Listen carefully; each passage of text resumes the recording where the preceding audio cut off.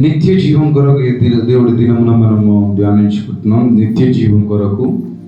నిత్య జీవం అంటే ఏంటిది? నిత్య జీవం అంటే ఎట్లా? నిత్య జీవానికి వెళ్ళడానికి మార్గం ఏంటిది? నిత్య జీవం కావాలంటే మనం ఈ భూమిపైన చేయవలసిన పనులు ఏంటిది?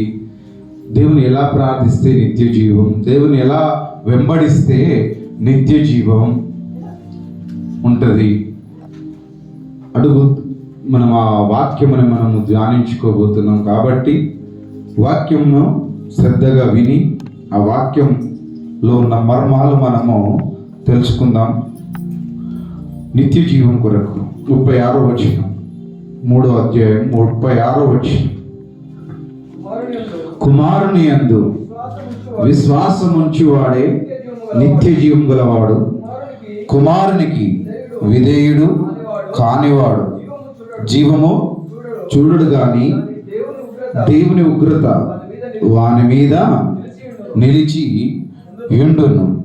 నిత్య జీవం అంటే బాప్తిసము తీసుకొని రక్షణ తీసుకొని 40 దినాలు ఉపవాసం చేసి కడుపు చంపుకొని ప్రార్థించి పరిచర్య చేసి సేవ చేసి ఇంకా ఇతరులకు సహాయం చేసి ధర్మం చేసి దాన ధర్మ కార్యాలు అన్నీ చేస్తే నిత్య జీవానికి వెళ్తాం. అంతేనా? హల్లెలూయా. అంతే కదా? ఇవన్నీ చేస్తే నిత్య జీవానికి వెళ్తాం మనం. చేయని వాడు నిత్య జీవానికి వెళ్ళడు, నిత్య శిక్ష విధించబడుతుంది. అంతేనా కాదు? చెప్పాలి. నిత్య జీవంకి వారసుడు కావాలి అంటే దేవుని వాక్యం సెలవిస్తున్నది. మీకు తెలియదు కానీ నేను వివరిస్తా. నిత్య జీవానికి వారసులు కావాలి అని అంటే మరి ఎవరి యందు విశ్వాసం ఉంచాలంట? కుమారుని యందు విశ్వాసం ఉంచాలి. కుమారుడు ఎవరు? ఈ కుమారుడు ఎవరు? యేసుక్రీస్తు. ఈ కుమారుని యందు విశ్వాసం ఉంచువాడే నిత్య జీవమును గలవాడు, నిత్య జీవము గలవాడు. కుమారునికి విధేయుడు కానివాడు జీవము చూడడు. యేసుప్రభు ఏమంటాడనంటే, నేనును నా తండ్రి ఇద్దరము కలిసి ఉన్నాము, ఒకటే. అయితే కుమారుని యందు విశ్వాసం ఉంచువాడే నిత్య జీవం గలవాడు. అంతే తప్ప కానీ నువ్వు ప్రార్థిస్తే, నువ్వు గంటల కొద్దీ ప్రార్థన చేసి మనుషులకు కనబడినట్లుగా మరి పరిచయం చేసినా మనం ఇవన్నిటికంటే ముఖ్యమైనది ఎవరిపైన విశ్వాసం ఉంచాలి? కుమారుని యేసు ప్రభు పైన మనం ఏం చేయాలి? విశ్వాసం ఉంచాలి. అప్పుడు నువ్వు నిత్య జీవం గలవాడవు, నిత్య జీవానికి వారసుడవు. ఈ లోకం పైన నువ్వు విశ్వాసం ఉంచకపోతే డైరెక్ట్ దేవుడు ఎవరిని ఏర్పరచుకుంటున్నావు వాడు నావాడు అన్నాడు. అంతే కదా? హల్లెలూయా. ఎవడు నా యందు విశ్వాసం ఉంచుతాడో వాడు నావాడు, నా యందు విశ్వాసం ఉంచని వాడు నావాడు కాదు, అపవాది సంబంధి అన్నాడు. కాబట్టి డైరెక్ట్ దేవుడు నిత్య జీవాన్ని నడిపించవచ్చు. దేవుడు ఎవరినైతే ఇష్టపడతాడో వారిని డైరెక్ట్ దేవుడు నిత్య జీవానికి తీసుకోవచ్చు. కానీ దేవుడు అట్లా చెప్పలేదు. నా యందు విశ్వాసం ఉంచువాడే నిత్య జీవానికి వారసుడు, నా వాక్యానుసారంగా నడుచుకుని వాడే నిత్య జీవానికి వారసుడు అని. ఎవడైతే నాకు కుమారునికి విధేయుడు కానివాడు జీవం చూడడు కానీ దేవుని ఉగ్రత ఉంటుందంట వాని పైన. చూడండి, ఆయనకు విధేయుడిగా బ్రతికి అంటే దేవుడు అంటాడు 15వ అధ్యాయంలో అంటాడు, నాకు వేరుగా ఉండి నువ్వు ఏది చేయలేవు. విధేయుడిగా ఉంటే నీ పైన ఏమొస్తుందంట? ఉగ్రత. ఆయనకు విధేయుడిగా ఉంటే ఉగ్రతనే. నా దేవుడేలే ఏం కాదు అని అనుకుంటావా? హల్లెలూయా. నా దేవుడే, నా యేసుప్రభువే నా కొరకు రక్తం కార్చిండు, ఏమవుతుందిలే అని అనుకుంటావా? దేవుడు ఆ వాక్యం సెలవిస్తలేదు ఇక్కడ. ఆ వాక్యం చెప్తారు, ఆ లేఖనము అలా చెప్తలేదు. నాకు విధేయుడు అయిన వాడు జీవముని చూడడు, ఆయన నిత్య జీవం చూడడు అంట. వాని పైన ఇంకా ఉగ్రత ఉంటుందని అంట. మరి నిత్య జీవం కావాలని అంటే, నిత్య జీవానికి వెళ్ళాలి అని అంటే ఆయన ఎంత ఏముంచాలి? మనం విశ్వాసం ఉంచాలి. ఎంత విశ్వాసం ఉంచాలి? కొబ్బరికాయ అంత, హల్లెలూయా. గుమ్మడికాయ అంత, లేదే, వాక్యం దేవుడు సెలవిస్తున్నది. ఆవగింజంత విశ్వాసం ఉంటే అసాధ్యమైనది ఏది లేదు. మరి బైబిల్లో విశ్వాసం ఉంచిన వారు అనేకులు ఉన్నారు, అనేకులు విశ్వసించిన వారు ఉన్నారు. దేవుని వాక్యంలో విశ్వసించిన వారు కొంతమంది దేని కొరకు వచ్చినారు? స్వస్థత కొరకే వచ్చారు. విశ్వాసం పెట్టి, కొన్ని విశ్వాసాలు ఎట్లుంటాయి అని అంటే దేవుని పైన విశ్వాసం పెట్టి వస్తారు. లోకం కూడా చాలా విశ్వసిస్తారు. యేసుప్రభుని విశ్వసించరా? యేసుప్రభు అంటే చాలా ఇష్టం అందరికీ. మనుషులను బట్టి దేవుని దూషిస్తారు అంతే తప్ప, కానీ రియల్గా దేవుని డైరెక్ట్గా ఎవరు దూషించారు. యేసుప్రభు పైన విశ్వాసం ఉంటుంది. చూడు, చాలామంది అనారోగ్యం వచ్చినప్పుడు, బాగు కానప్పుడు కొంత విశ్వాసం బట్టి వాళ్ళు దేవుని దగ్గరికి వస్తారు, మందిరం దగ్గరికి వచ్చి ప్రార్థన చేయించుకుంటారు. నీతో కూడా చాలామంది చేయించుకోవచ్చు. చేయించుకోలేదా? మీరు చేయలేదా ప్రార్థన? నూనె రాసి అన్నిలకు ప్రార్థన చేయలేదా? చేసిరా? చేయలేదా? మరి ఎందుకొరకు వాళ్ళు మీ దగ్గరకు వచ్చి ప్రార్థన చేయించుకున్నారు? వాళ్ళకు ఉన్న విశ్వాసం, హల్లెలూయా, వారికి ఉన్న ఆ కష్టము, ఆ రోగం కొరకై విశ్వసించినారు. వారికి స్వస్థత దొరుకుతుంది, దొరకదనుకోదు. ఖచ్చితంగా వాళ్ళు విశ్వాసం ఉంచి యేసు ప్రభు వాళ్ళు నమ్ముకున్న వాళ్ళ దగ్గరికి వెళ్ళి కొద్దిగా నూనె రాపించుకొని ప్రార్థన చేయించుకుంటే నాకు కొద్దిగా స్వస్థత దొరుకుతుంది, నెమ్మది దొరుకుతుంది అని చెప్పేసి ఎవరైతే విశ్వాసం ఉంచి నీ దగ్గరికి వచ్చి నువ్వు ప్రార్థన చేసుకుంటారో వారికి ఖచ్చితంగా స్వస్థత దొరుకుతుంది. హల్లెలూయా. కొంతమంది అప్పు విశ్వాసం కొరకు వస్తారు. అప్పులు ఉన్నాయని విశ్వసించి వస్తారు. అయ్యా నాకు అప్పులు ఉన్నాయి, కొద్ది ప్రార్థన చేస్తే నా సమస్యలు తీరుతాయని విశ్వాసం ఉంచు ప్రతివానికి ఆ కార్యము ఖచ్చితంగా జరుగుతుంది. అయితే రోగి విశ్వాసం కొరకు వచ్చినాడు, రోగి స్వస్థపరచబడ్డాడు. అప్పుల కొరకు వచ్చి విశ్వాసంతో అడిగింది ఒక స్త్రీ, అయ్యా మరి నీ దాసుడు యుద్ధంలో చనిపోయినాడు, నీ వెంబడున్నవాడే చనిపోయిండు, కానీ ఇప్పుడు అప్పులతో ఉన్నాడు, నా 2 కుమారులని అప్పులవాడు గుంజుగా తీసుకుపోతాను వచ్చినాడు అప్పులు కట్టకపోతే. అయ్యా మరి నువ్వు సహాయం చేయాలని విశ్వాసంతో వచ్చి అక్కడ ఎలీషాని అడిగింది. అనగానే ఆయన కాడికి వచ్చి ఏమడిగింది? అప్పు గురించి అడిగింది. నా భర్త చనిపోయిండు, మరి అప్పులు ఉన్నాయి, అప్పులవాడు వచ్చి నా 2 కుమారులు తీసుకెళ్తానన్నాడు అంటే, మరి నీ దగ్గర ఏమున్నదని అంటే, ఏం పని చేస్తారు వాళ్ళ వ్యాపారం ఏంటిది? నూనె వ్యాపారం. మరి నీ దగ్గర ఏమున్నాయని అంటే, నా దగ్గర ఏం లేదయ్యా, ఖాళీ పాత్రలు తప్ప ఏం లేదు అంటే, వాళ్ళ వ్యాపారాన్ని బట్టి ఎలీషా ఏమన్నాడంటే, నీ ఖాళీ పాత్రలను తీసుకొని అక్కడ పెట్టు గదిలో, ఇంకా ఇరుగు పొరుగు వారి దగ్గర ఖాళీ పాత్రలు తీసుకొచ్చుకొని పెట్టు అని చెప్పినప్పుడు, ఈమె గదిలో పెట్టినప్పుడు పరలోకం ఆ నూనె ఖాళీ పాత్రలన్నీ కూడా ఏం చేయబడ్డాయి? నింపబడిన తర్వాత ఇంకేమైనా ఉన్నాయనండి, ఇంకే లేవు అన్న తర్వాత అప్పుడు దారాలు ఆగుతాయి. హల్లెలూయా. మరి అప్పుడు ఆ ఎలీషా ఏమంటాడు, ఆ నూనెని అమ్ముకొని నీ అప్పులు కట్టుకొని మిగతా సొమ్ముతో నీ కుమారులను నీవును జీవించమని అన్నాడు. అదే ఆమె విశ్వాసం. అది ఆమె విశ్వాసం. మరి ఆయన దగ్గరకు వచ్చి ఇంకొక అతడు కూడా వచ్చి ఏమంటాడు, ఆయన కింద ఉన్న ఆయన సేవకులు ఎలీషా సేవకులు చెట్టు నరకపోయినప్పుడు అద్దెకు అడుక్కొచ్చుకున్న గొడ్డలి చెట్టు నరుకుతున్నప్పుడు గొడ్డలి నీళ్ళలో పడ్డది. ఆ యొక్క శిష్యుడు వచ్చి, అయ్యా నేను గొడ్డలిని అడుక్కొచ్చుకున్నాను, అది మందిది, ఇప్పుడు ఆ గొడ్డలేమో నీళ్ళలో పడిపోయింది, నేను వెళ్ళి ఏ సమాధానం చెప్పాలి, నాకు ఆ గొడ్డలి సంగతి ఏంటిది అని చెప్పేసి తనకున్న విశ్వాసాన్ని బట్టి గొడ్డలి కొరకు వచ్చి ఎలీషాని అడిగితే, ఆ గొడ్డలి ఎక్కడ పడ్డదనంటే పలానా చోట పడ్డదనంటే ఒక కొమ్మ ఆకు తీసి అక్కడ వేస్తే ఆ గొడ్డలి ఏం చేసింది? నీళ్ళ మీద లేచింది. హల్లెలూయా. అదొక విశ్వాసం. మరి ఇంకొక కుష్ఠరోగి దగ్గరికి వెళ్ళి, నువ్వు శుద్ధుడు అవుతావా, నీకు ఇష్టమైతే నన్ను శుద్ధినిగా చెయ్యయ్యా అన్నాడు. మరి నువ్వు విశ్వాసం ఉంచితే నువ్వు శుద్ధుడు అవుతావు అన్నాడు యేసు ప్రభు. అయితే నేను విశ్వాసం కోల్పోకుండా ఆ విశ్వసించుటకు నా కొరకు నువ్వు ప్రార్థన చెయ్యి అయ్యా అని చెప్పేసాను. అదొక విశ్వాసం. కానీ మరి నిత్య జీవానికి వెళ్ళడానికి కూడా ఒక విశ్వాసం. ఈ లోకంలో అన్ని విశ్వాసాలు ఉంటాయి, రకరకాల విశ్వాసాలు. మరి కుమారి, నీ విశ్వాసాన్ని బట్టి నువ్వు స్వస్థపరచబడ్డావు, నువ్వు నెమ్మది కలిగి ఇంటికి పొమ్మని చెప్పేసి ఒక స్త్రీకి చెప్పినాడు దేవుడు, ఒక అనారోగ్యం గల స్త్రీకి. మరి ఒక్కొక్క కుమార్తె చనిపోయినప్పుడు నువ్వు విశ్వసిస్తే చాలు దేవుని మహిమను చూస్తావని చెప్పేసి అక్కడ అంటాడు. లాజరు చనిపోయినప్పుడు కూడా మరియా వచ్చి మరియా ఇద్దరు, అయ్యా కుళ్ళిపోయిందయ్యా నేటికి 4 దినాలు అని అంటే, దేవుని పైన నువ్వు విశ్వసించి దేవుని మహిమను ఈ దినం నువ్వు చూస్తావు. మరి ఇన్ని విశ్వాసాలు ఉన్నాయి. మరి నిత్య జీవానికి పోవడానికి కూడా ఒక విశ్వాసం కావాల్సి ఉన్నది. హల్లెలూయా.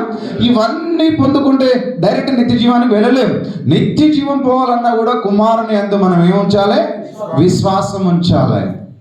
కుమారునికి విధేయుడుగా ఉన్నవాడు జీవాన్ని ఆయన చూడడు, అతని పైన ఉగ్రత మాత్రమే వస్తుంది అని అంటారు.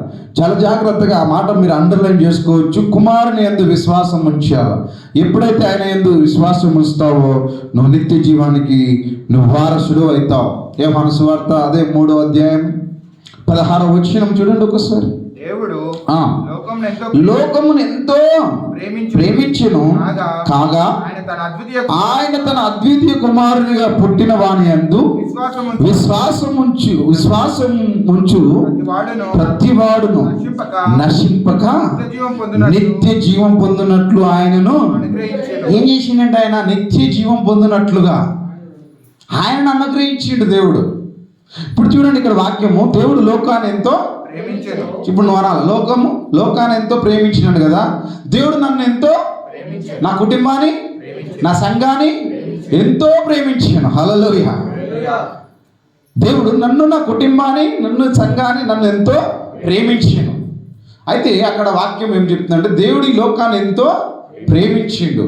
అందుకని కాగా ఆయన తన అద్వితీయ కుమారునిగా పుట్టిన వాని యందు విశ్వాసముంచు ప్రతివాడును నశింపక నిత్య జీవం పొందినట్లు ఆయనను అనుగ్రహించినడు దేవుడు. హల్లెలూయా. పాత నిబంధన ఉన్నది, మోషే రాసిన గ్రంథము ఉన్నది. అందుకనే యేసుప్రభుని ఎవరు సిలువకు అప్పచెప్పారు? యేసుప్రభుని సిలువకు అప్పచెప్పింది ఎవరు? యూదా అన్న. ఆయన వచ్చి పట్టించిండు, అప్పచెప్పింది జనము అని అంటే జనము లోకం కాదు. యేసు ప్రభుని అప్పచెప్పినది ప్రధాన యాజకులు. హల్లెలూయా. యూదులు, ప్రధాన యాజకులు యూదులు. ఈ ప్రధాన యాజకులకు ఒకటే తెలుసు, వాళ్ళకు మా తండ్రి ఎవరు? యెహోవా. మాకు ధర్మశాస్త్రం అనుగ్రహించింది ఎవరు? మోషే. హల్లెలూయా. మాకు తండ్రి ఎవరు? దేవుడు ఎవరు అని అంటే దేవుడు ఒక్కడే, తండ్రి ఒక్కడే, ఆయనే యెహోవా. మాకు ధర్మశాస్త్రం అనుగ్రహించినది మోషే. అంతే తప్ప కానీ మనిషి కుమారుడు ఎవరు? నువ్వు దేవుని కుమారుడు అంటావేంది? నా యందు విశ్వాసం ఉంచమంటావు, నా తండ్రి ఏ చెప్తేనే చెప్పిన అంటావు, అబ్రహాం పుట్టక ముందుకే నేను పుట్టిన అంటావు, ఆదాము సృజించే ముందుకే, ఈ లోకంలో భూమి ఆకాశం సృజించే ముందుకే నేను ఉన్నా అంటావు, నా తండ్రి యొద్ద ఉన్నానంటావు. నువ్వు దేవుని దూషిస్తున్నావు, దేవ దూషణ చేస్తున్నావు అని చెప్పేసి ప్రతిసారి ప్రధాన యాజకులు ఏం చేస్తున్నారు? ఈయనని ఇబ్బంది పెడుతూ వస్తున్నారు. అక్కడనే ఉన్నవారు శాస్త్రులు, ప్రధాన యాజకులు, ధర్మశాస్త్ర ఉపదేశకులు అంట వాళ్ళు. హల్లెలూయా. ధర్మశాస్త్ర ఉపదేశకులు. అంతేకాదు ఇంకా పరిసయ్యులు. ఎవరు పరిసయ్యులు? ఎవరు? సమాజ మందిరంలో, దేవుని మందిరంలో పనిచేసేవారు పరిసయ్యులు, పరిచర్య చేసేవారు. శాస్త్రులు, పరిసయ్యులు, సద్దుకయ్యులు అంటే వీళ్ళందరూ కూడా ఆ సమాజ మందిరములు ఉన్నారు. వారు మోషే ధర్మశాస్త్రాన్ని ధ్యానించేవారు అప్పటి వరకు. ఈ కుమారుని పైన అందుకనే ఇక్కడ లోకాన్ని దేవుడు ఎంతో ప్రేమించిండు కాగా ఆయన తన అద్వితీయ కుమారునిగా పుట్టిన వాని యందు విశ్వాసం ఉంచు ప్రతివాడు నశింపక నిత్య జీవం కొరకు ఆ ప్రభు భూమి మీదకి అద్వితీయ కుమారునిగా నరరూపధర దాల్చి మనుష్య కుమారునిగా కన్యక మరియ గర్భమందు ఆయన జన్మించి పాపం లేకుండా బ్రతికి ఆయన ప్రాణంను పెట్టి రక్తం ఒలికిస్తే తప్ప నిత్య జీవం లేదు. హల్లెలూయా. నిత్య జీవం లేదు. అందుకని ఆయన యందు విశ్వాసం ఉంచేవాడు ఎవడైతుంటాడో నశింపక. మరి పాత నిబంధనలో వారి సంగతి ఏంది అని అంటావు? అప్పటి వరకు దేవుడు వారితో పెట్టిన ఆజ్ఞలు అక్కడనే ఉన్నాయి. అందుకని ఈ ధర్మశాస్త్ర ఉపదేశకులు ఏమంటారంటే మాకు మోషే ఇచ్చిన ఆ ధర్మశాస్త్రమే మరి నువ్వెవరు అని చెప్పేసి చాలామంది ఆ లోకము అన్యజనులు ఆయన వెంబడిస్తారు. హల్లెలూయా. అన్యజనులు ఆయన ప్రేమిస్తారు. దేవుని ఆయన చేసిన స్వస్థతలు, ఆయన చేసిన గొప్ప కార్యాలు, ఆయన చూపిన ప్రేమ అన్యజనులు చాలా విశ్వసిస్తారు ఆయన పైన. చాలా మంది విశ్వసిస్తారు ఆయన పైన. జక్కయ్య ఎవరు? యూదుడా? కాదు. సమరయ స్త్రీ? కాదు. వీళ్ళందరూ దేవుని నమ్ముతున్నారు, కానీ యూదులు నమ్మరే. అందుకని ఒక స్త్రీ, నా కుమార్తె చనిపో సిద్ధమై ఉన్నది, నా కుమార్తె రోగి అయినది, నా కుమార్తెకు నువ్వు నాకు ప్రార్థన చేస్తే స్వస్థపరిస్తే నేను పోతానని చెప్పేసి ఆ స్త్రీ, కానాను స్త్రీ యేసుప్రభు దగ్గరకు వచ్చి అడుగుతుందన్నమాట. అడిగితే పిల్లల రొట్టెల ముక్క తీసి నీకు ఇవ్వడం యుక్తము కాదు అని చెప్పినప్పుడు ఆ స్త్రీ విశ్వాసించి ఏమడుగుతుందని అంటే, యజమానుల రొట్టె ముక్కలు భోజనపు బల్ల కింద పడిన మొక్కలు కూడా కుక్క పిల్లలు తింటాయి కదా అని అంటే, నీ విశ్వాసం గొప్పదంటాడు. హల్లెలూయా. అందుకని ఈ ధర్మశాస్త్ర ఉపదేశకులకు తెలియదు యేసుప్రభు రావాల్సి ఉన్నది, ఆయన ఇట్లా పుట్టవలసి ఉన్నది, చనిపోవాల్సి ఉన్నది. లేఖనముల ద్వారా యెషయా గ్రంథంలో, కీర్తనలలో చాలా ప్రవక్తలు ప్రవచించి లేఖనాలు రాసిరు, అయినా వాటిని గ్రహిస్తలేరు. మీరు గ్రహిస్తలేరు అని చెప్పేసి ప్రతిసారి ప్రభు వారితో హెచ్చరిస్తుంటాడు, కానీ ఆ వాక్యమును వారు లోతుగా అర్థము చేసుకోరు. అందుకని ప్రభు అద్వితీయ కుమారుని యందు విశ్వాసం ఉంచేవాడు నశింపక నిత్య జీవము గలవాడైతాడు. మరి నువ్వు దేవుని పైన మనము విశ్వసించాలి. హల్లెలూయా. విశ్వాసం ఉంచకపోతే నిత్య జీవము లేదు. అందుకనే మనము నిత్య జీవమును కావాలి కాబట్టి నిత్య జీవం పొందినట్లు ఆయన అనుగ్రహించి ఉన్నాడు. అదే యోహాను సువార్త 6వ అధ్యాయము, హల్లెలూయా, 6వ అధ్యాయం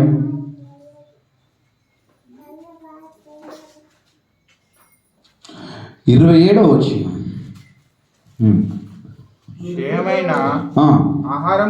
క్షయమైన ఆహారం కొరకు కష్టపడకుడు గాని నిత్య జీవము కలుగజేయు అక్షయమైన ఆహారం కొరకే కష్టపడుడి. మనిషి కుమారుడు దానిని మీకు ఇచ్చును. ఇందుకై తండ్రి అయిన దేవుడు ఆయనకు ఏం చేసి ఉన్నాడంట? ముద్ర వేసి ఉన్నాడని చెప్పాను. ఆయన ద్వారానే నిత్య జీవం. హల్లెలూయా. ఆయన ద్వారానే నిత్య జీవం ఒక ముద్ర వేసి ఉన్నాడు. ఇక్కడ ఏమని రాసిందంటే, క్షయమైన ఆహారం కొరకు కష్టపడుడు గాని క్షయమైన ఆహారం కొరకు కష్టపడుకుడు గాని నిత్య జీవము కలుగు చేయు అక్షయమైన ఆహారం కొరకు కష్టపడుడి. మనిషి కుమారుడు దానిని మీకు ఇస్తాడు. ఆయన మనిషి కుమారుడు మనకి క్షయమైన ఆహారం కొరకు ఈ దినం కష్టపడతారు. హల్లెలూయా.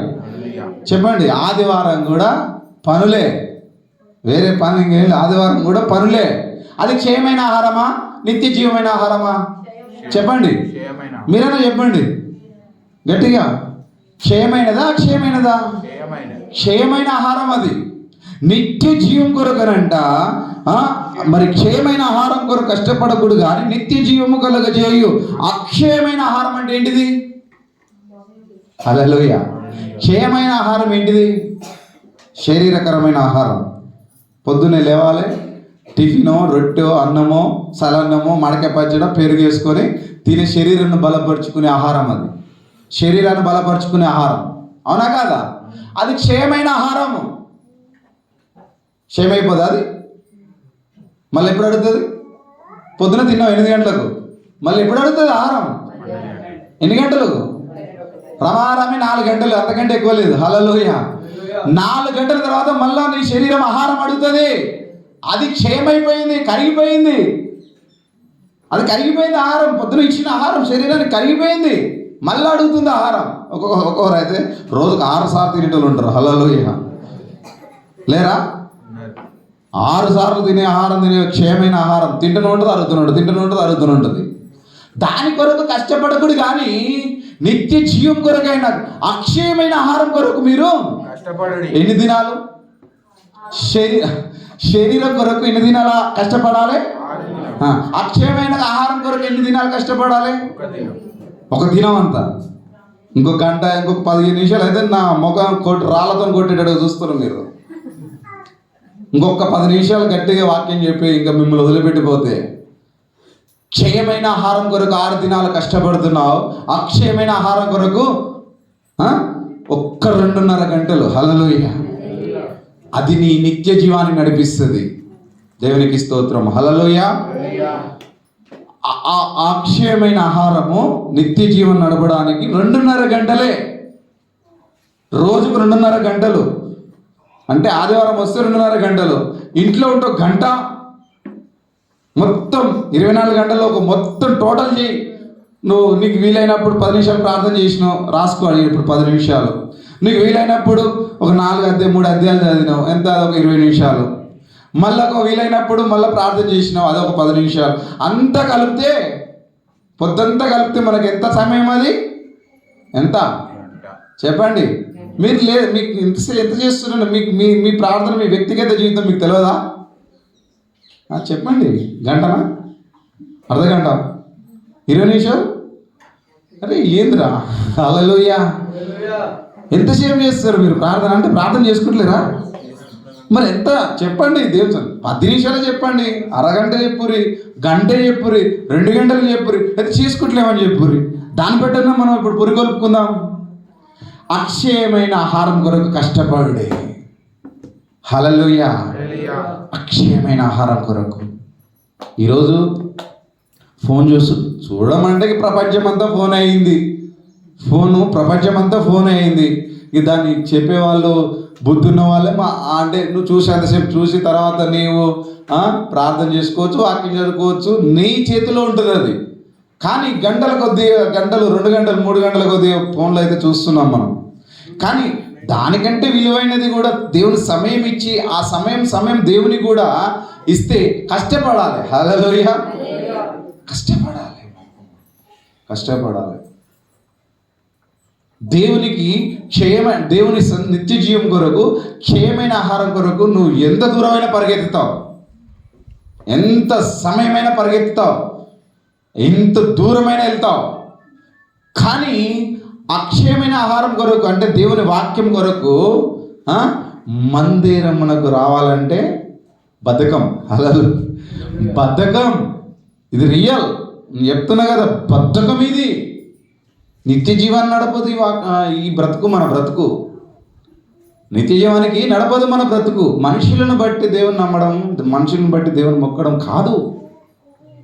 నీ వ్యక్తిగత జీవితం కొరకే దేవుడు మాట్లాడుతున్నాడు. అద్వితీయ కుమారుని ఎందుకు పంపించవలసి వచ్చింది ప్రభు తండ్రి? ఆయన యందు విశ్వాసం ఉంచేవాడే నిత్య జీవం గలవాడు. ఆయన మ్రొక్కిన వాడే ఆయన సమయం విషయం. ఇంకా చాలా వాక్యాలు ముందులు ఉన్నాయి, అవన్నీ చూస్తే మనకి ఇలా ఇదైపోతుంది. ఈ వాక్యం నేను చదువుతున్నప్పుడు నాతో దేవుడు స్పష్టంగా మాట్లాడిన వాక్యం ఇది. ప్రతి వాక్యం అండర్లైన్ చేసుకొని రాసుకున్న వాక్యం ఇది. నేనేం సిద్ధపడి రాలే. వాక్యం వస్తూ నేను చదివిన వాక్యమే తిరిగి మళ్ళీ ఒక్కొక్కటి చెప్పాలని చెప్పేసి మళ్ళీ కారులో కూర్చొని ఒక్కొక్కటి రాసుకొని వచ్చిన. దేవుడు నేను వాక్యం చదువుతున్నప్పుడే దేవుడు మాట్లాడాడు. నిత్య జీవం కొరకు ఏం చేయాలి? నిత్య జీవం పోవాలని అంటే ఫాస్టింగ్ ఉండాలి. నిత్య జీవం కొరకు పోవాలని అంటే ఉపవాసం ఉండాలి. మరి ఇంకా ప్రార్థన చేయాలి, సహాయం చేయాలి, ధర్మం చేయాలి, దాన ధర్మం. ఇవన్నీ కాదు. క్షయమైన వాటి కొరకు నువ్వు పరిగెత్తి కష్టపడేది కాదు. అక్షయమైన వాటి కొరకై నువ్వు కష్టపడు. ఆహారం దాని కొరకు రూకలిచ్చి కొంటాం మనం, అంతే కదా? రూకలిచ్చి సమయముని పొడగొట్టుకుంటాం, పైసలు ఇచ్చి సమయాన్ని పొడగొట్టుకుంటాం. హల్లెలూయా. ఆహారం కాని దాని మరి ఆహారమైన దాని కొరకు నీ సమయం మనం ఇవ్వలేమా? అందుకనే పోయిన వారం కాక మీది వారం సమయం, చెడ్డ దినములు ఇవి. హల్లెలూయా. చెడ్డ దినములు, సమయాన్ని పోనీయకుండా సద్వినియోగము చేసుకోవాలి. సమయాన్ని పోనించుకోవద్దు. ఇది అపవాది చేతిలో ఉన్న రోజులు ఇవి. రాకడ పర్యంతం, దేవుని రాకడ దినములలో ఉన్నాం మనం. ఎప్పుడు మృంగుదానా అని చూస్తుంది. అందుకనే ట్రాఫిక్ మళ్ళీ డైవర్స్ అవుతుంది. మరి అక్షయమైన దాని కొరకే కష్టపడుడి, దేవునికి సమయం ఇయ్యుడి. మరి పని చేయని వాళ్ళు, స్త్రీలలో ఉన్నవారు, పనికి పోని ఇళ్లలో ఉన్నవాళ్ళు దేవుని కొరకు ఎక్కువ సమయం ఇయ్యిరి. దేవుని కొరకు ఎక్కువ సమయం ఇయ్యిరి.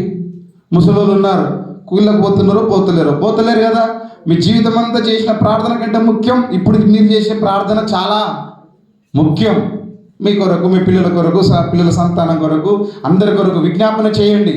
అది మీకు చాలా ప్రాముఖ్యం. దేవునితో ఎక్కువ గడపండి.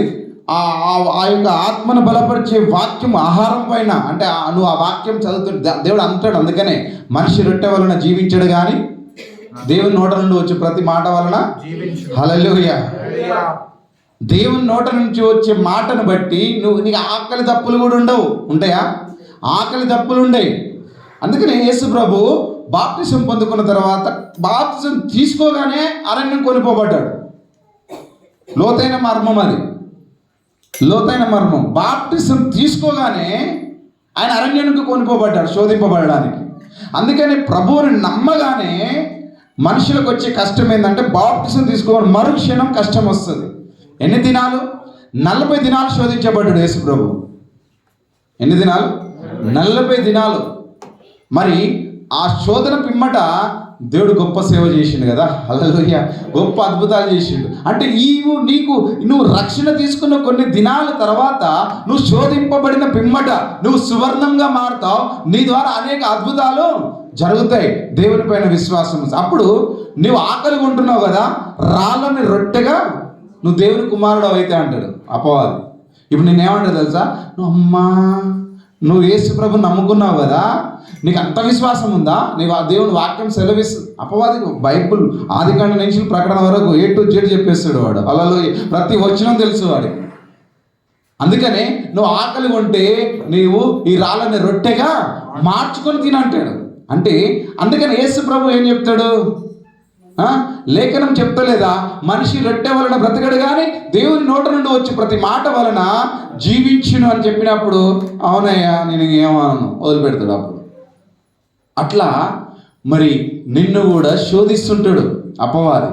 లోక మహిమలన్నీ చూపెడతాడు. ఎవరు? అపవాది. ఎవరికి చూపెడతాడు? డైరెక్ట్ యేసుప్రభుకి చూపెట్టిండు. యేసుప్రభుని తీసుకొని మందిరము పైన శిఖరము పైన నిలవబెట్టి, చూసినావా ఈ మహిమలన్నీ చూడు, నా కాళ్ళకు నువ్వు సాగిల పడితే ఈ మహిమలు ఈ లోక రాజ్యమంతా నీకు ఇస్తాను చెప్పు ఇప్పుడు అని అంటాడు. హల్లెలూయా. సాతానా పొమ్ము, నీ దేవుని వెంబడించి, దేవుని మొక్కి వెంబడించి అని చెప్పేసి గద్దిస్తాడు. అంటే మరి దేవుని తీసుకెళ్ళి లోక మహిమలు చూపెట్టిండు, మరి మనకు చూపెట్టాడా? హల్లెలూయా. ఎన్ని చూపెడతాడు మనకు?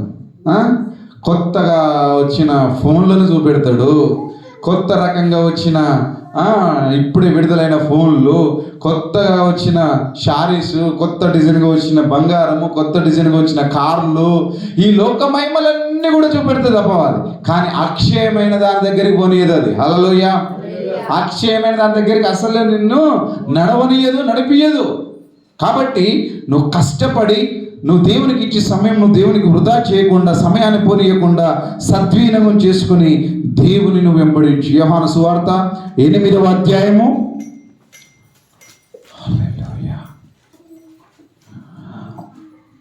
12వ వచనం.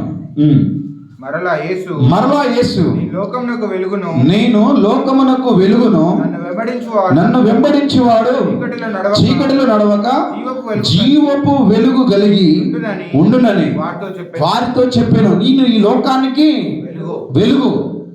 అయితే నేను ఈ లోకమునకు వెలుగు, నన్ను వెంబడించేవాడు. చెప్పండి, ఇప్పుడు వెలుగును వెంబడించిన వాడు ఎక్కడ ఉంటాడు? వెలుగులోనే ఉంటాడు. వెలుగును వెంబడించిన వాడు వెలుగులోనే ఉంటాడు. ఒకవేళ వెలుగును వెంబడించకుండా వెలుగుని పక్కకు పెట్టేసి, ఇప్పుడు కరెంట్ లేదు, ఇప్పుడు చీకటి ఉందా? వెలుగు ఉందా? కొద్ది చీకటిగా ఉంది. పగలు కనుక కొద్దిగా ఇప్పుడు మనకు వెలుగు ఉన్నది. ఈ వెలుగు కలిగించింది ఎవరు? దేవుడు. అందుకనే వెలుగు ఉన్నది. చీకటి వస్తుంది ఇంకా కొద్ది గంటలలో, చీకటిలో కరెంటు పోతుంది. అప్పుడు ఏముంటుంది? నీ పక్క మనిషి కూడా కనబడడు. చీకటిలో జీవించేవాడవి నువ్వు. నీ పక్క మనిషి కూడా నీకు నీ చెయ్యి నీకే కనబడదు, నీ శరీరం నీకే కనబడదు. నువ్వు చీకటిలో బ్రతుకుతున్నావు కనుక చీకటిలోనే ఉంటావు. అందుకనే ప్రభు అంటున్నాడు, నేను ఈ లోకమునకు వెలుగై నేను వచ్చిన, నన్ను వెంబడించేవాడు వెలుగులో ఉంటాడు. హల్లెలూయా. నన్ను వెంబడించిన వాడు చీకటిలో నడవక జీవపు వెలుగు కలిగి ఉండునని. చీకటిలో నడవకుండా ఆయన వెంబడించి వెలుగులో నడిచిన వాడు ఏముంటదంట? వానికి జీవపు వెలుగు. హల్లెలూయా. పరలోకం చెప్తారు కదా, ధనం బంగారం మీద నడుస్తామంట. అక్కడ చీకటే ఉండదు, అక్కడ వెలుగే మొత్తం. ఆయనే వెలుగై ఉంటాడని రాసి ఉంటుంది వాక్యంలో. హల్లెలూయా. ప్రకటనలో ఆయన వెలుగై ఉంటాడంట అక్కడ. ఇంకా అక్కడ ఆకాశం లేదు, తర్వాత పెద్ద పెద్ద లైట్లు వేసి అక్కడ ప్రాంగణంలో వేసి ఆ లైట్లలో ఆరాధించేది ఏం లేదు. ఒక మీటింగ్కి పెడితే ఆ మీటింగ్లో వెలుగు కావాలంటే ఏం చేస్తారు? అక్కడ పెద్ద పెద్ద లైట్లు అరేంజ్ చేస్తారు, పెద్ద పెద్ద సౌండ్ సిస్టమ్లు, పెద్ద పెద్ద లైట్లు అరేంజ్ చేసి పెద్ద స్టేజ్ వేసి అక్కడ ఒక పాస్టర్ గారికి మంచి ఒక సింహాసనం వేసి ఒక మంచి ఇటువంటి పోడియం పెట్టి సిద్ధపరుస్తారు కదా మీటింగ్ కొరకు. అంతేనా కాదా? మరి పరలోకమునికి నువ్వు వెళ్ళడానికి ముందే దేవుడు అక్కడ సిద్ధపరిచించినాడు వెలుగు. హల్లెలూయా. ఆ గుంపులో నువ్వు చేరాలి, ఆ మీటింగ్లో నువ్వు చేరాలి అంటే ఎక్కడ ఎవరు ఆ గుంపు? ఎవరు? వెలుగులో ఉన్న పరిశుద్ధ దేవదూతలు. హల్లెలూయా. నువ్వు ఆ సమూహంలోకి వెళ్తావు నువ్వు. కానీ నువ్వు ఇక్కడ చీకట్లో నడిస్తే వెళ్తావా? చీకట్లో ఇక్కడ నడిస్తే నువ్వు నిత్య జీవం లేదు. నువ్వు ఇక్కడ బ్రతుకున్నప్పుడే ఆయన లోకమునకు వెలుగై వచ్చినాడు కనుక ఆయనను బట్టి నువ్వు నడిస్తే, ఆయనను బట్టి నువ్వు వెంబడిస్తే నీకు చీకటి ఉండదు, జీవపు వెలుగే. హల్లెలూయా. జీవపు వెలుగు. నువ్వు జీవంలో నడవాలనంటే చీకటిని వెంబడించకు. చీకటి వెంబడించేవాడు చీకట్లో నడుస్తాడు. చీకట్లో నడిచేవాడు ఎక్కడ పడతాడు? చీకట్లో దారి తెలియదు. గుంతలో పడతాడా? పడడా? ఆడ బావి ఉంటే బావిలో పడతాడు, బావి అంటే బావిలో పడి చచ్చిపోతాడు. కాబట్టి వెలుగు ఉంటే ఆడ గుంత ఉందని తెలుస్తుంది, ఆడ ఒక బావి ఉందని తెలుస్తుంది, ఇంకా ఒక రాయి ఉందని తెలుస్తుంది, లేదా ఆడ ముళ్ళు ఉందని తెలుస్తుంది. నువ్వు వెలుగులో నడుస్తున్నావు అనంటే ఇవన్నీ నీకు కనబడతాయి. ఒకవేళ వెలుగులో లేకపోయినామనుకో ఇవన్నీ మనకు అంటే అప్పుడు ఎక్కడున్నాడు? మనం చీకట్లో బ్రతుకుతున్నాం. హల్లెలూయా. మన మనోనేత్రాలు ఇంకా తెరవబడలేదు. యేసు ప్రభు చనిపోయి తిరిగి లేచిన తర్వాత ఇద్దరు శిష్యులు బాటసారులు ఆ త్రోవ గుండా వెళ్తున్నప్పుడు ఆయన వారికి యేసు ప్రభు రూపంగా కనబడకుండా వీరు ఏం చెప్తారో అని చెప్పేసి వారు మాట్లాడుకొని చుండగా వారి మధ్యలో నడుస్తున్నప్పుడు, అయ్యా మరి ఈ ప్రాంతంలో నీకు ఒక్కడికి తెలియదా? యేసు ప్రభుని శిలోకి అప్పచెప్పినారు ప్రధాన యాజకులు యూదులు, ఆయనని శిలో మరణానికి అప్పచెప్పినారు, శిలో వేసినారు. నీతిమంతుడు ఆయన చనిపోయినాడు, ఆయన చనిపోయినాడయ్యా, సమాధిలో పెడితే మా దగ్గర ఉన్న కొందరు స్త్రీలు వెళ్ళి ఆ సమాధి దగ్గరికి వెళ్ళి చూస్తే సమాధిలో ఆ యేసయ్య లేడు, ఎవరు తీసుకెళ్ళినారయ్యా, ఎక్కడో పోయినాడు. మనోనేత్రాలు తెరవబడలే. వారు ఉన్నప్పుడే చెప్పిండు, నేను తిరిగి 3వ దినమున పునరుద్ధారణై లేస్తాను, నేను మీకంటే ముందు గలిలయకు వెళ్తాను, మీరు అక్కడ నన్ను కనుపరుచుకుందురు. ఆ వాక్యం మర్చిపోయారు. అలాగే నడుచుకుంటూ వెళ్ళినప్పుడు తర్వాత దూరం పోగానే ఒక ఊరు వస్తుంది, చీకటి పడుతుంది. అయ్యా మరి ఇక్కడ చీకటి అయింది, ఇక్కడ మనం బస చేద్దాం, నువ్వు కూడా మాతోనే ఉండనంటే బతిమాలకుంటే ఉన్నాడు అక్కడ యేసుప్రభు. అక్కడ రొట్టె ఇడిచి వారికి దేవుని కృతజ్ఞత తెలిసి రొట్టె వారికి ఇయ్యగానే ఆ రొట్టె వాళ్ళు తినగానే వారి కనులు. హల్లెలూయా. రొట్టెకు సాదృశ్యం ఏంటిది? శరీరానికి సాదృశ్యం ఆయన మన మధ్యలో శరీరధారై కృపాసత్య సంపూర్ణుడై మన మధ్యలో వాక్యమై ఉన్నాడు ఆయన. అంటే ఆ రొట్టె విరిచి ఇయ్యగానే వారికి ఏం తెరవబడ్డాయి అంటే, మరి ఈరోజు మనం కనులు తెరవబడి ఉన్నామా అంటే వాక్యం పైన మనం విశ్వాసం ఉంచుతలేమా? ఆ కనులు తెరవబడగానే ఆయన ఏమైపోయాడు? అదృశ్యమైపోయాడు. అప్పుడు అనుకుంటారు, అరే నాయన ఇప్పటిదాకా మనతో మాట్లాడింది యేసు ప్రభువే, మనతో నడిచింది, మన చేతులు పట్టుకుంది, మనల్ని అన్ని ప్రశ్నలు అడిగింది, అన్నీ ఆయనే, మనం ఎందుకు గుర్తుపట్టలేకపోయినాం అంటే ఇప్పుడు ఈరోజు మనం కూడా మన స్థితి కూడా అట్లనే ఉంది. ఏమనుకోదు, మన స్థితి కూడా అట్లనే ఉందా లేదా? ఉన్నదా లేదా?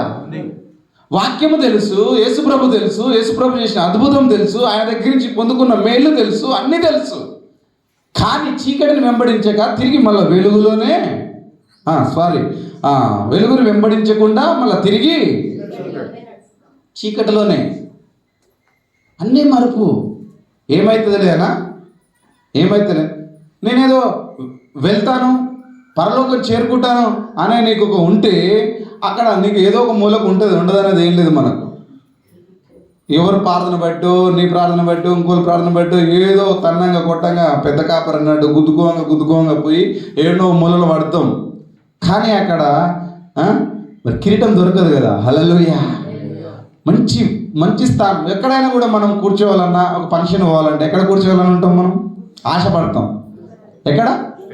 ముందటనే కాదు, ఒక మంచి ఎత్తు మీద, కుర్చీ మీద, ఎక్కడనో ఒక మంచి మనకు ఏమంటారు దాన్ని, మనకు మంచి ఒక ఏమంటారు? సింహాసనం. సింహాసనం కాదు, మనకిచ్చి వాళ్ళ దగ్గర ఇచ్చేది మర్యాద కోరుకుంటాం కదా. ఒక మంచి మర్యాద కోరుకుంటాం, సన్మానం కోరుకుంటాం. పోగానే హలో ఇప్పుడు వస్తున్నావా సెకండ్ ఇస్తే మనస్తృప్తి. అవునా కాదా? మనం బంధువుల ఫంక్షన్ పోయినాం అనుకో, పోగానే నువ్వు ఎక్కడున్నా వచ్చి రాగానే వచ్చి ఏమంటారు, ఎప్పుడే వస్తున్నావు అని అంటే తృప్తి. లేదనంటే మన బలుపు చూడరు నాయన, కళ్ళు ఏడున్నాయి, ఇప్పుడు ఏడున్నాయి, నెత్తిపైన ఉన్నాయి, చూసుకుంటే అక్కడే పోతుంది. కానీ అంటే మరి యేసు ప్రభు పరలోకం పోయినా కూడా నిన్ను ఎదుర్కోకపోతే నీ బాధ ఏంటిది? ఒకసారి ఆలోచించి. ఈ లోకమైన క్షయమైన మనుషులే నీకు మందలించకపోతే నీకు అంత బాధ అనిపిస్తుంది. మరి నువ్వు చనిపోయిన తర్వాత నిత్య జీవులకు వెళ్ళినప్పుడు మనల్ని దేవదూతలు కానీ లేకపోతే యేసు ప్రభువే కానీ ఎదుర్కోకపోతే మరి నీ పరిస్థితి ఏంది? ఇక మందలేదు. అప్పుడు నువ్వు ముక్కి సక్కిందో కోపం మీద ఏదో ఇక కొద్దిగా ఏదో వచ్చిపోయారు తిందాం అనుకుంటూ తింటారు. అది మాట్లాడలేదు, వాడు మాట్లాడలేదు. నేను ఎందుకు తింటా అని చెప్పేసి అలిగిపోయినవారు ఉన్నారా లేదా? ఉన్నారా? మరి నువ్వు అక్కడి నుంచి కూడా అలిగి వస్తావా? హల్లెలూయా. మరి పరలోకం నుంచి ప్రభు దూతలు ఎదుర్కోరు నిన్ను. మరి అలిగి కిందికి వస్తావా? లేదు, కిందికి వచ్చే సమయం లేదు. మరి ఇంకొక స్థానం ఉంది అక్కడ, నిత్య నరకం. మరి అందులోకి వెళ్తావా? వెళ్ళు. నువ్వేనో మూలపడి ఉండవలసిందే. మాట్లాడినా మాట్లాడకపోయినా, హల్లెలూయా, మాట్లాడకపోయినా ఆ మర్యాద దొరకదు నీకు, ఆ స్థానం దొరకదు మనకు. కాబట్టి క్షయమైన వాటి కొరకు ఆలోచన చేయకుండా నిత్య జీవం అంటే నిత్య జీవును నడిపించి ఈ లోకానికి ఆయన వెలుగై వచ్చినాడు కనుక మనం వెలుగును వెంబడించాలి. చీకట్లో కాకుండా వెలుగును వెంబడించాలి. అన్నీ తెలుసు మనకు. తెలియదు ఏముందో చెప్పండి? లేవగానే ప్రార్థన చేసుకోవాలని తెలుసు, తర్వాత అన్నం తినేటప్పుడు ప్రార్థన చేసుకోవాలని తెలుసు, తర్వాత మధ్యాహ్నం సాయంత్రం కుటుంబ ప్రార్థన చేసుకోవాలని తెలుసు, మళ్ళీ పడుకున్నప్పుడు ప్రార్థన చేసుకోవాలని తెలుసు, వాక్యం చదువుకోవాలని తెలుసు, సండే ఆరాధన పోవాలని కూడా తెలుసు. కానీ చేయం. హల్లెలూయా. ఇది ఏది చేయం? ఎందుకు? ఆయన ప్రేమమయుడు. లోకాన్ని ఎంతో నన్ను ఎంతగానో. హల్లెలూయా. అదొక బేసిక్ని బట్టి అన్నీ నడుస్తాయి. ఇట్లా కాదు. నిత్య జీవానికి పోవాలని అంటే ఇవన్నీ మనం జరిగించుకోవాలి. నిత్య జీవానికి వెళ్ళాలంటే ఇవన్నీ జరిగించాలి. అప్పుడు నీకు మర్యాద దొరుకుతుంది, అప్పుడు నీకు అన్నీ దొరుకుతాయి. యోహాను సువార్త 10వ అధ్యాయము 27వ వచనం. 27. నా గొర్రెలు నా స్వరము వినును, నేను వాటిని ఎరుగుదును, అవి నన్ను వెంబడించును, నేను వాటికి నిత్య జీవమును ఇచ్చుచున్నాను గనుక అవి ఎన్నటికీ చాలు నశింపు. అవి ఎన్నటికీ నశింపు. ఎవడు వాటిని నా చేతుల నుండి అపహాసింపడు. హల్లెలూయా. నా గొర్రెలు నా స్వరము నేను వాటిని ఎరుగుదును. ఆయన గొర్రెలు ఎవరి స్వరం వింటే ఆయన స్వరమే వినాలి. మనం ఆయన స్వరం వినాలి. హల్లెలూయా. నా స్వరం ఏమి వినకూరి. నా స్వరము నన్ను వెంబడించమని నేను చెప్పాను. నా స్వరము మీరు ఏమి వినకు. వాక్యం లాగానే చెప్తున్నా. కాబట్టి ప్రభు ఏమంటున్నాడు అంటే నా గొర్రెలు అయితే, నన్ను విశ్వసించిన వారైతే, నన్ను వెంబడించిన వారైతే, నేను వెలుగుగా ఉన్నాను కదా, నా వెలుగును చూసి నా వెలుగులో నడిచిన వారైతే వాళ్ళు నా స్వరము, హల్లెలూయా, నా స్వరం వింటారు. నేను వారిని ఎరుగుదును. నువ్వు ఏడ ఉన్నా సరే నిన్ను ఆయన ఏం చేస్తాడు? ఎరుగుతాడు, గుర్తుపడతాడు నిన్ను. నీవు ముసుగేసుకున్నా సరే ఇది నా గొర్రె అంటాడు. హల్లెలూయా.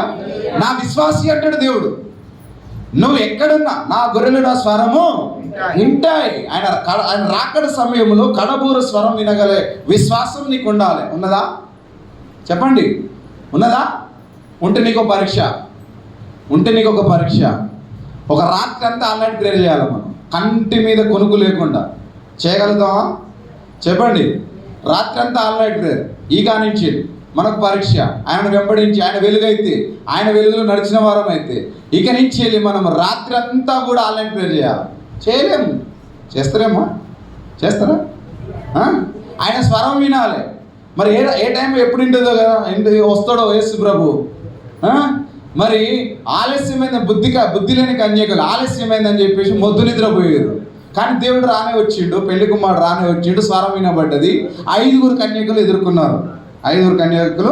ఎదుర్కొన్నారు. కాబట్టి మనం ఆయన స్వరం వినేగలే విశ్వాసం మనకు ఉండాలి. నా గొర్రెలు నా స్వరము వింటాయి, నేను వాటిని ఎరుగుతాను. ఎక్కడున్నా 99 గొర్రెలలో 100 గొర్రెలు ఉంటాయి. 100 గొర్రెలలో 100 కనబడుతున్నాయి అక్కడ.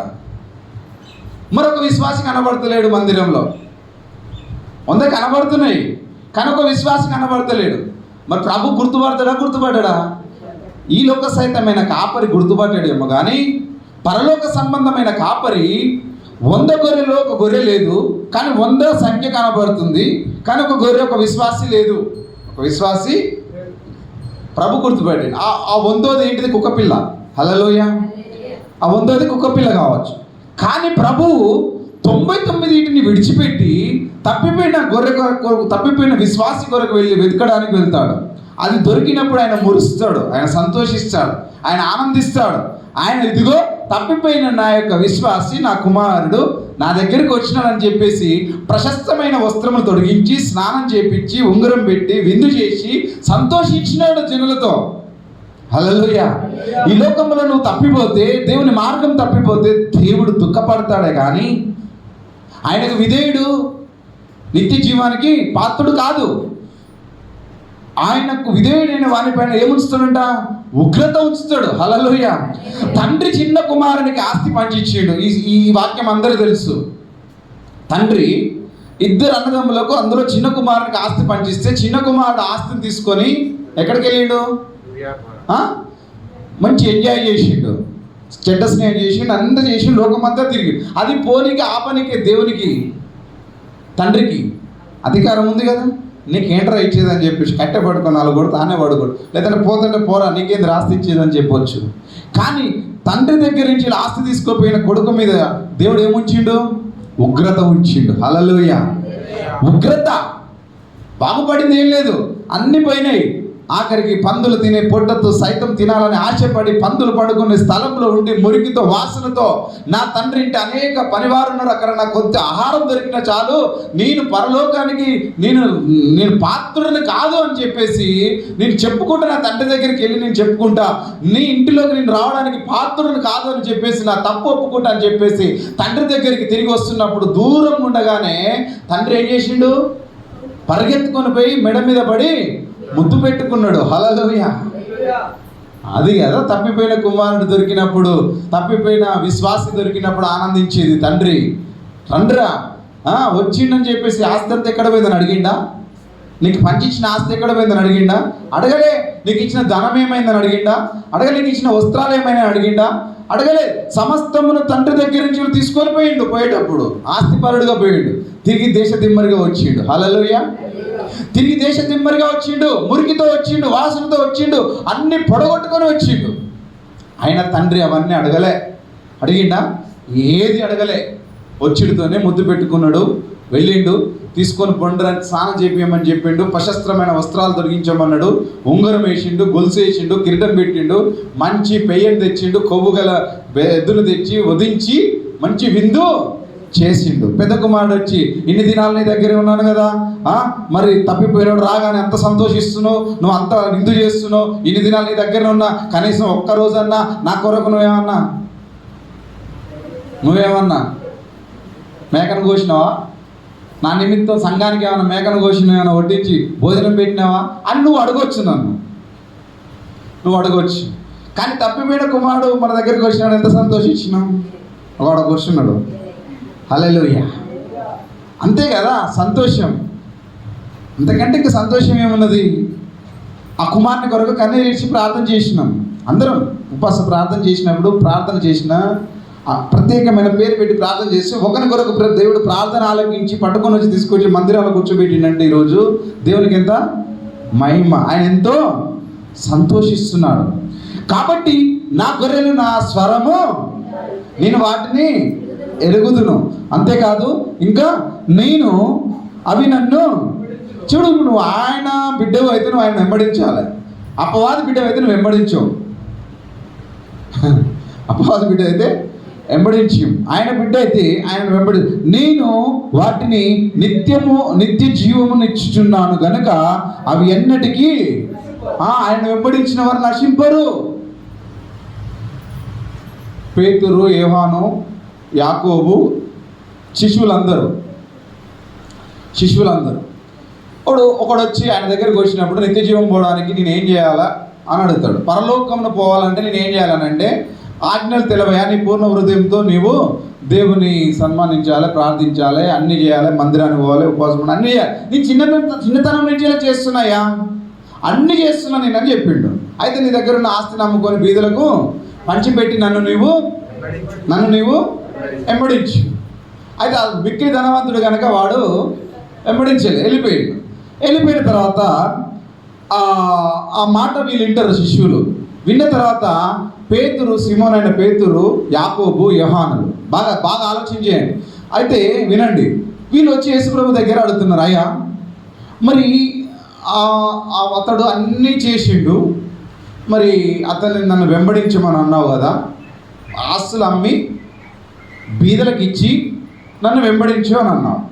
ఇదిగో మేము ఉన్న స్థలం నుంచేలే నువ్వు మమ్మల్ని పిలవగానే మేము నేను వెంబడించినాం. మేము చేపలు పట్టుకునే వలని వదిలిపెట్టినాం. మా ఇంటి పిల్లల్ని, మా భార్యలని, మా పిల్లలని చూడండి. బైబిల్లో పేతురు భార్య పేరు రాయలేదు, శిష్యుల పేర్ల భార్యల పేర్లు రాయలేదు, వారి పిల్లల పేర్లు లేవు, వారి అక్క చెల్లెళ్ళ పేర్లు లేవు, తల్లిదండ్రుల పేర్లు లేవు. వారికి ఉన్నది ఏది ఉన్నది, ఆస్తి ఉన్నది ఏమున్నదని కూడా బైబిల్లో రాసి అయితే లేదు, నా బైబిల్ అయితే లేదు. అయితే వాళ్ళు అడుగుతున్న మాట ఏంటంటే, నన్ను వెంబడించమని ధనవంతుని అడిగినావు, అతడేమో వెంబడించకుండా వెళ్ళిపోయినాడు, మరి మేము నిన్ను వెంబడిస్తున్నాం కదా. వింటున్నారా? మేము నిన్ను వెంబడిస్తున్నాం. మా ఇంటిని వదిలిపెట్టినాం, మా భార్య పిల్లలు వదిలిపెట్టినాం, మా సమస్యను వదిలిపెట్టినాం, మా ఆస్తులు వదిలిపెట్టినాం, మా సమస్తం వదిలిపెట్టి నువ్వు వెంబడిస్తున్నాం, మరి మాకేంటిది? హల్లెలూయా. అంటే అప్పుడు దేవుడు అంటాడు, నా నిమిత్తమై తల్లిదండ్రులైనను, అక్క చెల్లెలైనను, అన్నదమ్ములనైనను, భార్యనైనను, పిల్లలనైనను, సమస్త ఆస్తులనైనను, ఇంకేదైనాను విడిచి నన్ను వెంబడిస్తే పరలోకములు అవి అత్యధికమగును. హల్లెలూయా. అవి పరలోకములు అత్యధికమైతే అనంట. ఈ లోకంలో నువ్వు ఎన్ని వదిలిపెట్టుకుంటే పరలోకములు అవి అత్యధికంగా నీకు దొరుకును అని చెప్పేసి, అప్పుడు ఆ మాటకు వాళ్ళు సంతోషిస్తారు అక్కడ శిష్యులు. అంతే కదా. వాళ్ళు ఎప్పటి నుంచో ఒక ప్రశ్న. కొంతమంది సేవకాన్ని బయలుదేరుతారు, సేవ చేస్తుంటారు, పరిచయం చేస్తుంటారు, అన్నీ చేస్తారు, కానీ మళ్ళా వెనక తట్టు అయ్యో వాళ్ళు ఉన్నారే, ఏం చేయాలి వాళ్ళ కొరకు. అందుకనే ప్రభు అంటాడు, ఆ మాట అన్నాడు దినం నాతో కూడా దేవుడు మాట్లాడాడు, నా నిమిత్తమై మీరు అన్ని వదులుకొని వస్తే పరలోకంలో అవి అత్యధికంగా చేయబడును. నా గొర్రెలు నేను వాటిని ఎరుగుతాను, వారు నన్ను వెంబడించాలి, మనం ఆయన వెంబడించాలి. చూడు, పేతురు నన్ను వెంబడించమనగానే ఉన్న పాటన ఒల వదిలిపెట్టి వెంబడించిండు. మత్తయి ఆయన నన్ను వెంబడించగానే ఉన్న పాటన అక్కడ ఉన్న వ్యాపారాన్ని, జాబును వదిలిపెట్టేసి ఆయన వెంబడించిండు. మరి మనల్ని వెంబడించమంటే మనం వెంబడిస్తామా? వెంబడించలేము. అందుకనే నన్ను నా స్వరం వినిన వారు నన్ను వెంబడిస్తారు, వాటికి నేను నిత్య జీవం ఇచ్చుచున్నాను కనుక అవి ఎన్నటికి నశింపవు, ఎవడు వాటిని నా చేతుల నుండి అపహసింపడు. అపహరింపడు. నిజంగా చెప్పాలా ఒక మాట, నేను నిజంగా దేవుని పైన విశ్వాసం ఉంచి దేవుడు వాక్యమే నాకే నా దేవుడి తప్ప నాకు ఇంకెవరు లేరని చెప్పేసి నువ్వు దేవుని పైన ఆధారపడితే ఏ అపవాది వచ్చి కూడా మనల్ని దొంగిలించాడు. హల్లెలూయా. మనం దేవుని చేతుల నుంచి అపహరింపబడం లేరా? ఈరోజు ఈ ప్రాంతంలో కదిలిస్తే నమ్మిన వాళ్ళే వందల మంది వెళ్తారు, అందరిని అపహరింపీడు అపవాది, ఎత్తుకెళ్ళిండు వాడు. త్రోవ పక్కన పడిన విత్తనం లాగానే, మట్టి లేని బండ మీద పడిన విత్తనం లాగానే, ముళ్ళ కంచెలో పడిన విత్తనం లాగానే అప్పుడే వస్తారు. దేవుడు అంటారు, అప్పుడే నమ్ముతారు, బా దేవుడు నన్ను ఎంత గొప్ప కార్యం చేసినట్టు. కానీ కొంత మట్టుకు శ్రమ రాగానే ఈ లోక సహితమైన కొంత ఐక్య విచారం ద్వారా వాళ్ళు దేవుని నుంచి వెళ్ళి తప్పి తొలగిపోయి అపవాది చేతులు చిక్కబడతారు, అపహరింపబడతారు. వాళ్ళే ఎవడైతే నా స్వరం విని నన్ను వెంబడిస్తాడో నిత్య జీవం వారికి ఇస్తానో వాటి నిత్య జీవము వారి యొద్ద నుంచి ఎవడు కూడా అపహరింపడు. నీ నిత్య జీవము ఎవ్వడు దొంగిలించడు.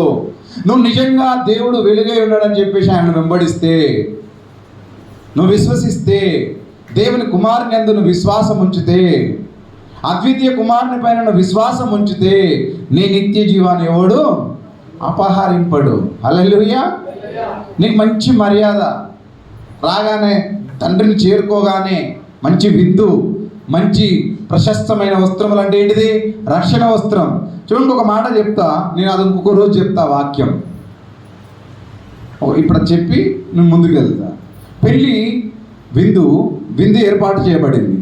విందు ఏర్పాటు చేయబడినప్పుడు తన దగ్గరున్న ఆ ఇంటి విందు చేస్తున్న యజమానుడు ఏం చేసినాడు అంటే, పెళ్ళిందంటే పరలోకం విప్పి చెప్తా. యజమానుడు అంటే యేసు ప్రభు దేవుడు, పరిచారకులు అంటే ఆయన కింద ఉన్న శిష్యులు దేవదూతలు. అయితే మరి ఇప్పుడు ఇక్కడ ఒక విందు జరుగుతుంది, మీరు వెళ్ళి అక్కడ ఊర్లో ఎవరెవరైతే ఉన్నారో వారందరినీ తీసుకొని రా అని చెప్తారు. కొందరిని పంపిస్తే వాళ్ళు ఏం చేస్తారు? ఒకటి నేను పొలం కొన్నా అంటాడు, ఒకటి నేను వివాహం చేసుకున్నా అంటాడు, ఒకటి నేను ఇల్లు కొన్నా అంటాడు, ఒకడు నాకు పని ఉందని పోతాడు, ఒకడు పొలం పనికి పోతాడు, ఒకడు ఇంకో పనికి పోతాడు, ఇంకోటి పనికి. ఒకడు పోయినా కూడా వాళ్ళ మాటలు చెవినా పెట్టరు. అయ్యా విందు ఏర్పాటు చేయబడింది, ఆ యజమానుడు రమ్మంటున్నాడు మనల్ని అందరినీ, మీరు అందరు రండి రమ్మంటే లేదు నేను ఇక్కడ పని ఉంది, నాకు అక్కడ పని ఉంది, నీకు ఇక్కడ అంతా ఒక్కొక్కరు పని ఉంది, ఒకరు వెళ్ళిపోయారు. అయ్యా మరి వచ్చి ఇటు చెప్తున్నా కానీ ఇంకో కొందరు శిశువులను పంపిస్తారు, కొంతమందిని. వారు కూడా అలాగే ప్రకటిస్తున్నప్పుడు పోతే వాళ్ళని కొట్టి చంపుతారు. లోకం అదే విందులోకి రమ్మని చెప్పేసి పంపిస్తుంది. ఇప్పుడున్న సేవకులు కావచ్చు, ఇప్పుడున్న పరిచారకులు కావచ్చు, సువార్త చెప్ప నిమిత్తమై పోతున్నప్పుడు వారిని కొట్టి చంపుతలేరా? పరలోకం సమీపంగా ఉన్నది, నిత్య జీవం ఉన్నది, నరకం ఉన్నది అని చెప్పేసి ఈ యొక్క మార్గమును ప్రకటిస్తుంటే వారిని కొట్టి చంపుతున్నారు. అంటే ఆ రోజు ఆ దేవుడు అదే ఉపమానం చెప్పిండు బైబిల్లో. అయితే వారిని కొట్టి చంపుతాడు. అయితే సరే, ఎంతమంది వస్తే అంతమంది తీసుకురండి, ఇంకెంతమంది ఉన్నారో అంతమంది వచ్చిన వారు. అయితే ప్రభు అంటాడు కదా, పిలువబడిన వారు అనేకులు. హల్లెలూయా. పిలువబడిన వారు అనేకులు. మరి ఆ విందులో చేర్చబడేది కొంతమంది. అయితే ఆ విందులో మొదటి స్థానంలో వచ్చి కూర్చున్నాడంట వాడు. ఈ లైన్లో ఒకడు రాగానే యజమానుడు వచ్చిండు. పెళ్ళికి పోతే ఎట్లా పోతాం చెప్పాలి. ఏం చేస్తున్నాం? పెళ్ళికి పోతే ఎట్లా పోతాం? నగలన్నీ తీస్తాం, నగలన్నీ ధరించుకుంటారు. ఆడవాళ్ళైతే మంచి అలంకరించుకొని మంచి పట్టు వస్త్రాలు ధరించుకొని, మరి మగవాళ్ళు అయితే మంచి తెల్లబట్టలు తీసుకొని మంచి తయారయ్యి మనం పెళ్ళి పోయి మంచిగా కూర్చున్న తర్వాత మరి ఇందాకైతే వాళ్ళు కఠినలు కాబట్టి మాట్లాడలేదు. ప్రభువు కదా, మరి అందరినీ చూసుకుంటూ పోయి మందలిస్తున్నాడు. బాగున్నావా ఎప్పుడు వచ్చినా అంత బాగున్నావా అని చెప్పేసి అడుగుతున్నాడు అనుకో. మరి ఒక దగ్గర రాగానే ఆయనకి పాత బట్టలు వేసుకొని వచ్చిండు. హల్లెలూయా. మురికి బట్టలు వేసుకొని వచ్చిండు. మరి అతన్ని మందలిస్తున్నాడంట. ఏమని? నీ రక్షణ, నీ పెళ్లి వస్త్రాలు ఏవి? నువ్వు పెళ్ళికి వచ్చినావు కదా, నీ పెళ్లి వస్త్రాలు ఏవి అని అడిగినాడంట. వాడు మౌనంగా ఉన్నాడంట. హల్లెలూయా. బైబిల్ మాట అది. మత్తయి సువార్త 10వ అధ్యాయం ఉంటుంది అనుకోండి, బైబిల్ ఉన్నమాట. నీ పెళ్లి వస్త్రం ఏదని అడిగిండు యజమానుడు వచ్చి. అంటే ఇప్పుడు నేను ఇట్లా చెప్తా, ప్రభు వచ్చిండు, పరలోకం పోయినాం, విందు అనే పరలోకానికి పోయినాం. పరలోకానికి పోయిన తర్వాత ప్రభు వచ్చి అందరినీ మందలిస్తున్నప్పుడు అందరూ ప్రశస్తమైన వస్త్రములు, తెల్లని వస్త్రములు ధరించుకొని ఉంటే ఒకడు మాత్రం నల్లని వస్త్రాలు ధరించుకొని అక్కడ నిలబడ్డాడు. ప్రభు వచ్చి నీ రక్షణ వస్త్రం ఏది అని అడిగిండు. నీ రక్షణ వస్త్రం ఏది అని అంటే మౌనంగా ఉన్నాడు. లేదు, ఉదక స్నానం లేదు, ప్రార్థన లేదు, ఉపవాసం లేదు, దేవుని వెంబడించింది లేదు, విశ్వాసం ఉంచింది లేదు, ఏది లేదు. తల్లి ప్రార్థన చేస్తే కొడుకు ఆమెనంటాడు. మరి తల్లి తింటే కొడుకు కూడా తినకుండా ఉండాలి. తండ్రి ప్రార్థన చేస్తే కొడుకు జల్సాలు చేస్తుంటాడు. తండ్రి సంపాదించి డబ్బులతో కొడుకులు జల్సాలు చేసేవాళ్ళు లేరా? అనేకులు ఉన్నారు. తల్లి కష్టపడుతున్నప్పుడు తల్లి సొమ్ము తీసుకొని ఎంజాయ్ చేసేవాళ్ళు లేరా? అనేకులు ఉన్నారు. అయితే అదే దాన్ని సాదృశ్యం తమ అమ్మ ప్రార్థన చేస్తుంది కదా, నాకేం పర్వాలేదులే, నేను వెళ్ళిపోతా. మా నాన్న కష్టపడి డబ్బులు ఇస్తుంది కదా, మా అమ్మ ప్రార్థన పోతే చాలు అనుకునే వాళ్ళు లేరా? హైదరాబాద్లో చూసిన పెద్ద సంఘంలో తల్లిదండ్రులు వచ్చి కన్నీరు విడుస్తారు, పిల్లలు మాత్రం చర్చికి రారు. అది మా బంధువులే, వేరే ఏం అవసరం లేదు, మా బంధువులే. ఇవాళ ఏమైపోయింది? ఆ దేవుని యొక్క సత్యవాక్యం తెలవక మరి ఆ పరలోకం పోయిన తర్వాత నీ పెళ్లి వస్త్రములు ఏమనంటే, రక్షణ వస్త్రం ఏదనంటే లేదు, మౌనంగా వీని కాళ్ళు చేతులు కట్టి ఆ మండుచున్న అగ్నిలో పడివేయండిరా, అక్కడ ఏడుపును పండు కొరకుటయు ఉంటుంది. నిత్య నరకం, పరలోకం నుంచి తీయబడి నిత్య నరకంలోకి వెళ్ళిపోతుంది. మన ప్రార్థన బట్టి మన వెనుకోవాలి ఎవరు ప్రార్థన పరలోకానికి రారు, నిత్య జీవానికి రారు. నువ్వు అనుకుంటావు నేను ప్రార్థన చేస్తున్నాలే, నువ్వు కూడా అనుకోవద్దు. నీవు బాలుడై ఉన్నప్పుడు వారికి నేర్పించు ప్రార్థన, నీ బాధ్యత. ఆ తర్వాత వాడు చేసుకోకపోని అక్కడ తల్లి కొడుకు ఇక్కడున్నది ఇక్కడున్నది తండ్రిని కొడుకు, తల్లి కొడుకు, అన్న తమ్ములు అందరూ అని చెప్పేసి ఇక్కడ భూలోకంలో ఉన్నది. పరలోకంలో అన్నదమ్ములు, తల్లిదండ్రులు, తండ్రి కొడుకులు ఇది లేదు. అక్కడ అందరు దేవదూతల వలె ఉంటారంట. హల్లెలూయా. వీడు నా కొడుకు అనిపోయి నువ్వు ముద్దాడుతావు, అక్కడ లేదు, నీకు లేదు, అక్కడ సమయం లేదు. నా తండ్రి అనిపోయి నువ్వు అల్లుకొని ప్రేమిస్తావా? లేదు, అక్కడ ఆ సమయం నీకు లేదు. సమయం అంతా భూమిపైనే. నా స్వరం విన్నవాడు, నా స్వరం విన్న వాళ్ళు నన్ను నువ్వు నిజంగా దేవుని వెంబడించాలనుకుంటే నీ తల్లితో పని లేదు, తండ్రితో పని లేదు, ఇంకెవరితో పని లేదు. నీవు నీ నిత్య జీవం కొరకు నువ్వు విశ్వసించాలి. మరి కుమారుని అందు విశ్వసించేవాడు నిత్య జీవానికి వారసుడు అని వాక్యం చదువుకున్నాం కదా. మరి కుమారుని అందు కుటుంబం విశ్వసిస్తే అందరు నిత్య జీవం రాసింది. అక్కడ విశ్వసించిన వాడు అని ఉన్నది. అక్కడ విశ్వసించిన వాడు అని ఉన్నది. కాబట్టి నీ విశ్వాసమే నిన్ను పరలోకానికి నడిపిస్తుంది. కాబట్టి అది అపహరింపబడకుండా, అపవాది దొంగిలించకుండా నీ నిత్య జీవం కొరకై నీ రక్షణ వస్త్రాన్ని కాపాడుకో. నీ రక్షణ వస్త్రాన్ని కాపాడుకో.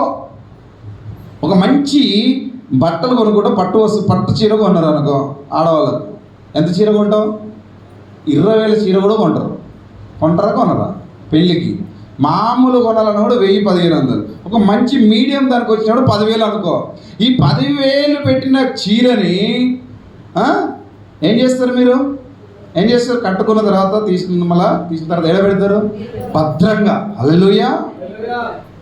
మగవాళ్ళ బట్టలు తీసి బయట వేస్తారు, కానీ దాన్ని మాత్రం భద్రంగా పెడతారా?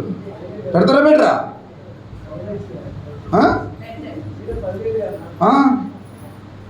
నీ ఎంత గిత్తత ఉంటుంది హ్యాపా అని అక్కడ ఆడేస్తారు. నీ 10,000 చీరని భద్రంగా దాచుకొని మంచి బీరో మొత్తం ముప్పావంతా అలాదే మీదే దాచుకుంటారా? మరి నీ రక్షణ వస్త్రం కూడా అట్టే దాచుకోవాలి. నీ రక్షణ వస్త్రం ఈ క్షయమైన చీర కొరకే నువ్వు అంత భద్రంగా బీరులో పెట్టి దాచుకొని దాన్ని మంచి మడత పెట్టి పెడతారు. మంచి మడత పెట్టి పెడతావు, దాచుకుంటావు. ఎందుకు? మళ్ళీ ఒక్క పెళ్ళి అయితే ఆ పెళ్ళిలో కట్టుకొని పోవాలని కదా, విందుకు పోవాలనే. మరి నువ్వు పరలోకం పోవాలంటే రక్షణ వస్త్రం కాపాడుకోవాలి కదా ఈ లోకంలో, అంతేనా కాదా? హల్లెలూయా. మగవాళ్ళకి ఏమి ఇష్టం ఉంటుంది? బండి, బైక్. బట్టల మీద అంత ఇంట్రెస్ట్ ఏముండదులే, మీరు ఏది ఇస్తే అదే కట్టుకుంటారు. కాబట్టి మనకు మగవాళ్ళకి ఏముంటుంది అంటే ఒక మంచి బండి, కారు. అది ఎట్లా కాపాడుకుంటావో నీ రక్షణ వస్త్రం కూడా, నీ రక్షణ కూడా అలాగనే కాపాడుకోవాలి మనం. కొద్ది దినాలైతే భూమి మీద అందరం ఏముండం. కాబట్టి అక్కడ నిత్య జీవం కొరకే మనం విశ్వసించాలి. ఇక్కడ క్షయమైన వాటి కొరకు కాదు, అక్షయమైన వాటి కొరకు కష్టపడు. 6 దినాలు కష్టపడండి. మీరు ఏమొచ్చి ఇక్కడ చేసేది ఏం లేదు. మనం ఇక్కడ మనకి పెద్ద సంఘం ఏం కాదు. మీ పనులు మీరు చేసుకొని 6వ దినం మీరు ఆ పని ముగించుకొని 7వ దినానికి దేవుని యొక్క ఆరాధన దినానికి వచ్చి దేవుని ఆరాధించుకోవడానికి వెంబడించాలి. అపహరింపబడద్దు. రక్షణ, నిత్య జీవం. వాడు ఇప్పుడు మరి అపవాది పని ఏంటిది? పరలోకం పోకుండానే కదా వాడిని దొంగిలించాలి. పోకుండా ఇవన్నీ చేస్తేనే కదా వాని రాజ్యానికి వెళ్ళడానికి కదా మన ప్రయత్నం అంతా. వాని రాజ్యానికి వెళ్ళడానికి ఆయన ప్రయత్నం. కాబట్టి రక్షణ వస్త్రాన్ని కాపాడుకొని మీరు దేవుని వెంబడించాలని నా యొక్క మనవి. యోహాను సువార్త 12 అదే ఇలా కడితే 29వ వచనం చదవండి. వాటిని నాకు ఇచ్చిన నా తండ్రి అందరికంటే గొప్పవాడు గనక నా తండ్రి చేతిలో నుండి ఎవడును వాటిని అపహరింపలేడు. దేవుడు యేసు ప్రభుకు ఆజ్ఞాపించిండు. యేసు ప్రభు అద్వితీయ కుమారుడు. ఆయన ఎదురుండి వెళ్ళి మనకు నిత్య జీవం ఉన్నది కనుక నా తండ్రి వాటిని అంట నాకు ఇచ్చిన నా తండ్రి అందరికంటే గొప్పవాడు ఆయన కనుక నా తండ్రి చేతిలో నుండి ఎవడో దాన్ని తీసివేయలేడు. నువ్వు నిజంగా యేసుప్రభు మీద నమ్మకం ఉంచితే, నువ్వు నిజంగా యేసుప్రభును వెంబడిస్తే, నువ్వు నిజంగా ఆయన స్వరం విని నువ్వు వెంబడిస్తే, నువ్వు నిజంగా అద్వితీయ కుమారుని పైన విశ్వాసం ఉంచితే, నా తండ్రి అందరికన్నా ఆయన గొప్పవాడు. ఆయన చేతిలో ఎవ్వరు కూడా అపహరింపలేడు. కాబట్టి నీవు ఈ వాక్యముని గమనించి ప్రార్థన చేసుకో. 12వ అధ్యాయం హల్లెలూయా 12వ అధ్యాయం 35వ వచనం. అందుకు యేసు ఇంకా కొంతకాలము వెలుగు మీ మధ్య ఉండును, చీకటి కమ్ము కొనకుండునట్లు మీకు వెలుగు ఉండగానే నడువుడి. చీకటిలో నడిచేవాడు తాను ఎక్కడికి పోచున్నాడో ఎరుగడు. కొద్ది దినాలైన తర్వాత యేసు ప్రభు ఏమనంటే, అప్పుడు ఆయన యేసు ప్రభు చెప్తున్న మాట ఇది. కొద్ది దినాల తర్వాత మీ మధ్యలో వెలుగు ఉండదు. మీ మధ్యలో ఇంక కొద్ది అందుకు యేసు ఇంకొక కొంతకాలము వెలుగు మీ మధ్య ఉంటుంది. ఆ తర్వాత చీకటి కమ్ముకుంటుంది. కొద్ది దినాలు వెలుగు ఉంటుంది. ఇప్పుడు మనం ఇంక కొద్ది దినాలు బతుకుతాం. అంతేనా కాదు? కొద్ది దినాలు బతుకుతాం. ఒక దినము నువ్వు 1000 దినముల కంటే మరి 1000 దినాలు ఒక్క దినానికి పెట్టిండు దేవుడు. మరి నీవు ఎన్ని సంవత్సరాలు? 70 సంవత్సరాలు, అధికమైతే 80, అంతకంటే ఎక్కువ లేదు. మరి 70 సంవత్సరాలు ఎన్ని దినాలు అవుతాయి? 1000 దినాలు. 1000 దినములు ఒక్క దినముతో సమానం పెడితే మరి సంవత్సరాలు కూడా పడ్డాయి ఆయన దృష్టికి. కొన్ని రోజులే. అందుకై దేవుడు అప్పుడు చెప్పిన మాట మరి ఇక్కడ చెప్తున్న మాట ఏంటంటే, కొద్ది దినముల తర్వాత మీ మధ్యలో వెలుగు ఉండదు, నీవు ఈ లోకంలో ఉండవు. కాబట్టి నీవు వెలిగింపబడిన వాడు దేవుని సన్నిధికి నువ్వు వెళుతున్నావు కనుక నీవు నడిచిన దినాలు ఎట్లా నడవాలి? వెలుగుతో నడవాలి. హల్లెలూయా. వెలుగు కమ్మ కొనుక్కున్నట్లు, నీకు చీకటి కమ్ము కొనుక్కున్నట్లు మీకు వెలుగు ఉండగానే నడవాలి. రక్షణ ఉన్నప్పుడే దేవుని యొక్క నీకు సమయం ఉన్నప్పుడే ఆయనతో నడవాలి. సమయం అయిపోయినాక నడుస్తావా? చెప్పు. సమయం అయిపోయినాక అంతా సమకూర్చుకున్నాక నేను అంత ఒక దగ్గర పెట్టుకున్నాక అప్పుడు దేవుని మొక్కుతాంటావా? చెప్పండి. హల్లెలూయా చెప్పండి. అందుకనే బైబిల్లో రాసి ఉన్నది, ఒకడంట ధనమంతా సంపాదించుకున్నాడంట, అంతా సమకూర్చుకొని తన ప్రాణంతో చెప్పుకుంటాడు, ఆ ప్రాణమా ఇక తినము త్రాగుము బ్రతికిన దినములల్లా సుఖించు అన్నాడంట. వెర్రివాడా, ఈ రాత్రి ప్రాణం అడిగితే ఏం చేస్తావురా అన్నాడంట. హల్లెలూయా. అందుకనే చెప్తుంటారు, ఎవరు ప్రముఖులు చెప్తారు, చాలా శాస్త్రవేత్తలు, చాలా మంచి వాక్యం అని లోతైన వాళ్ళు. నువ్వు సంపాదించొద్దు అని అంటలేదు వాక్యం, నువ్వు పని చేసుకోవద్దని చెప్తలేదు దేవుని వాక్యం. నువ్వు సంపాదించు నీ కొరకై, నీకున్న పిల్లల కొరకై, అంతవరకు. ఆ తర్వాత తరతరాలు తినే అంత సంపాదిస్తే నీ జీవితం అంతా సంపాదన తినేది. నువ్వు దేవుని మొక్కేది ఎప్పుడు? నువ్వు వెంబడించేది ఎప్పుడు? నువ్వు వెలుగులో నడిచేది ఎప్పుడు? లేదే. హల్లెలూయా. మన దినం ముఖేష్ అంబానీ ఆస్తి అని అంట 10 లక్షల కోట్ల పైనే అంట. వాళ్ళ ఆస్తి రోజుకు 3 కోట్లు ఖర్చు పెడితే తింటే 930 సంవత్సరాలు, ఇంచుమించు 1000 సంవత్సరాలు తిన్నా కూడా ఆస్తి ఉడవదట. చెప్పాలి ఇప్పుడు ఎన్ని సంవత్సరాలు? 1000 సంవత్సరాలు. రోజుకు 3 కోట్లు తింటే, ఖర్చు పెడితే 1000 సంవత్సరాలు తినేంత ఆస్తి. కానీ ఏం లాభం? తన బ్రతకంతా సంపాదన మీద ఉండవచ్చు. కానీ కుమారుడు డబ్బు బతికిస్తలేదు కదా కుమారుని. ఇప్పుడు చిన్న కుమారుడు, మన పెళ్ళైన కుమారుడు బ్రతకడని అంటారు. మనకు తెలియదు, అది మనకెందుకు క్వశ్చన్ కానీ అని అంటారు. మరి లక్షల కోట్లు ఉన్నా కూడా తన ప్రాణాన్ని కాపాడుకోలేకపోతున్నాడు.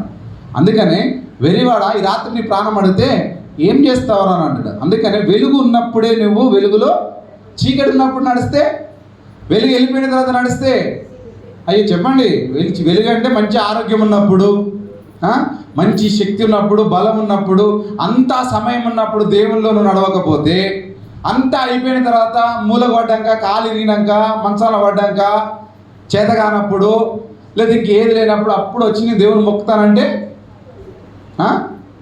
అప్పుడు చీకట్లో నడుస్తావు కదా. దేవుడు వెలిగే లేదు నీ దగ్గర. అప్పుడు నువ్వు నడవాలంటే కింద పడతావు. అంటే నేను తీసుకురావాలన్నా 2 కావాలి, మోసుకొచ్చి ఆడ కూసబెట్టాలి, మోసుకుపోయి ఆడ వండబెట్టాలి. అప్పుడు నీకు సేవ చేసేటోళ్ళు కావాలి. అప్పుడు నువ్వు చీకట్లో నడుస్తున్నట్టే. వెలుగు ఎట్టనే ఉన్నది నీ దగ్గర లేదు కదా. కాబట్టి వెలుగున్నప్పుడు నడవండి. చీకట్లో నడిచినవాడంట నడిచివాడు తాను ఎక్కడికి పోతున్నాడో ఎరగడు. వాడు చీకట్లో నడిచేవాడు ఎక్కడ పోతుండో వాడు ఎరగడు. కనుక వెలుగున్నప్పుడు, ఆరోగ్యం ఉన్నప్పుడు, మంచి అన్నీ ఉన్నప్పుడు నీవు చేసే పనులు చేసుకో, అన్నీ చేసుకో. కానీ దేవుని మొక్కడానికి ఆలస్యము చేయకు. దేవుని మొక్కడానికి ఆలస్యము చేయవద్దు. అదే 12:35 చూడు. 35 అని ఎప్పుడు చదివింది? 36 సారీ 12వ అధ్యాయం 14వ అధ్యాయం 27 వచ్చిన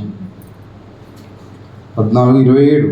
శాంతి మీకు అనుగ్రహించి వెళ్ళుచున్నాను. చూడండి దేవుడు ఏమి ఇచ్చినట మనకు. శాంతి అంటే కింద ఏమున్నా చూడండి, సమాధానం మీకు అనుగ్రహించి వెళ్ళుచున్నాను. నీకు అనుగ్రహించి వెళ్ళుచున్నాను.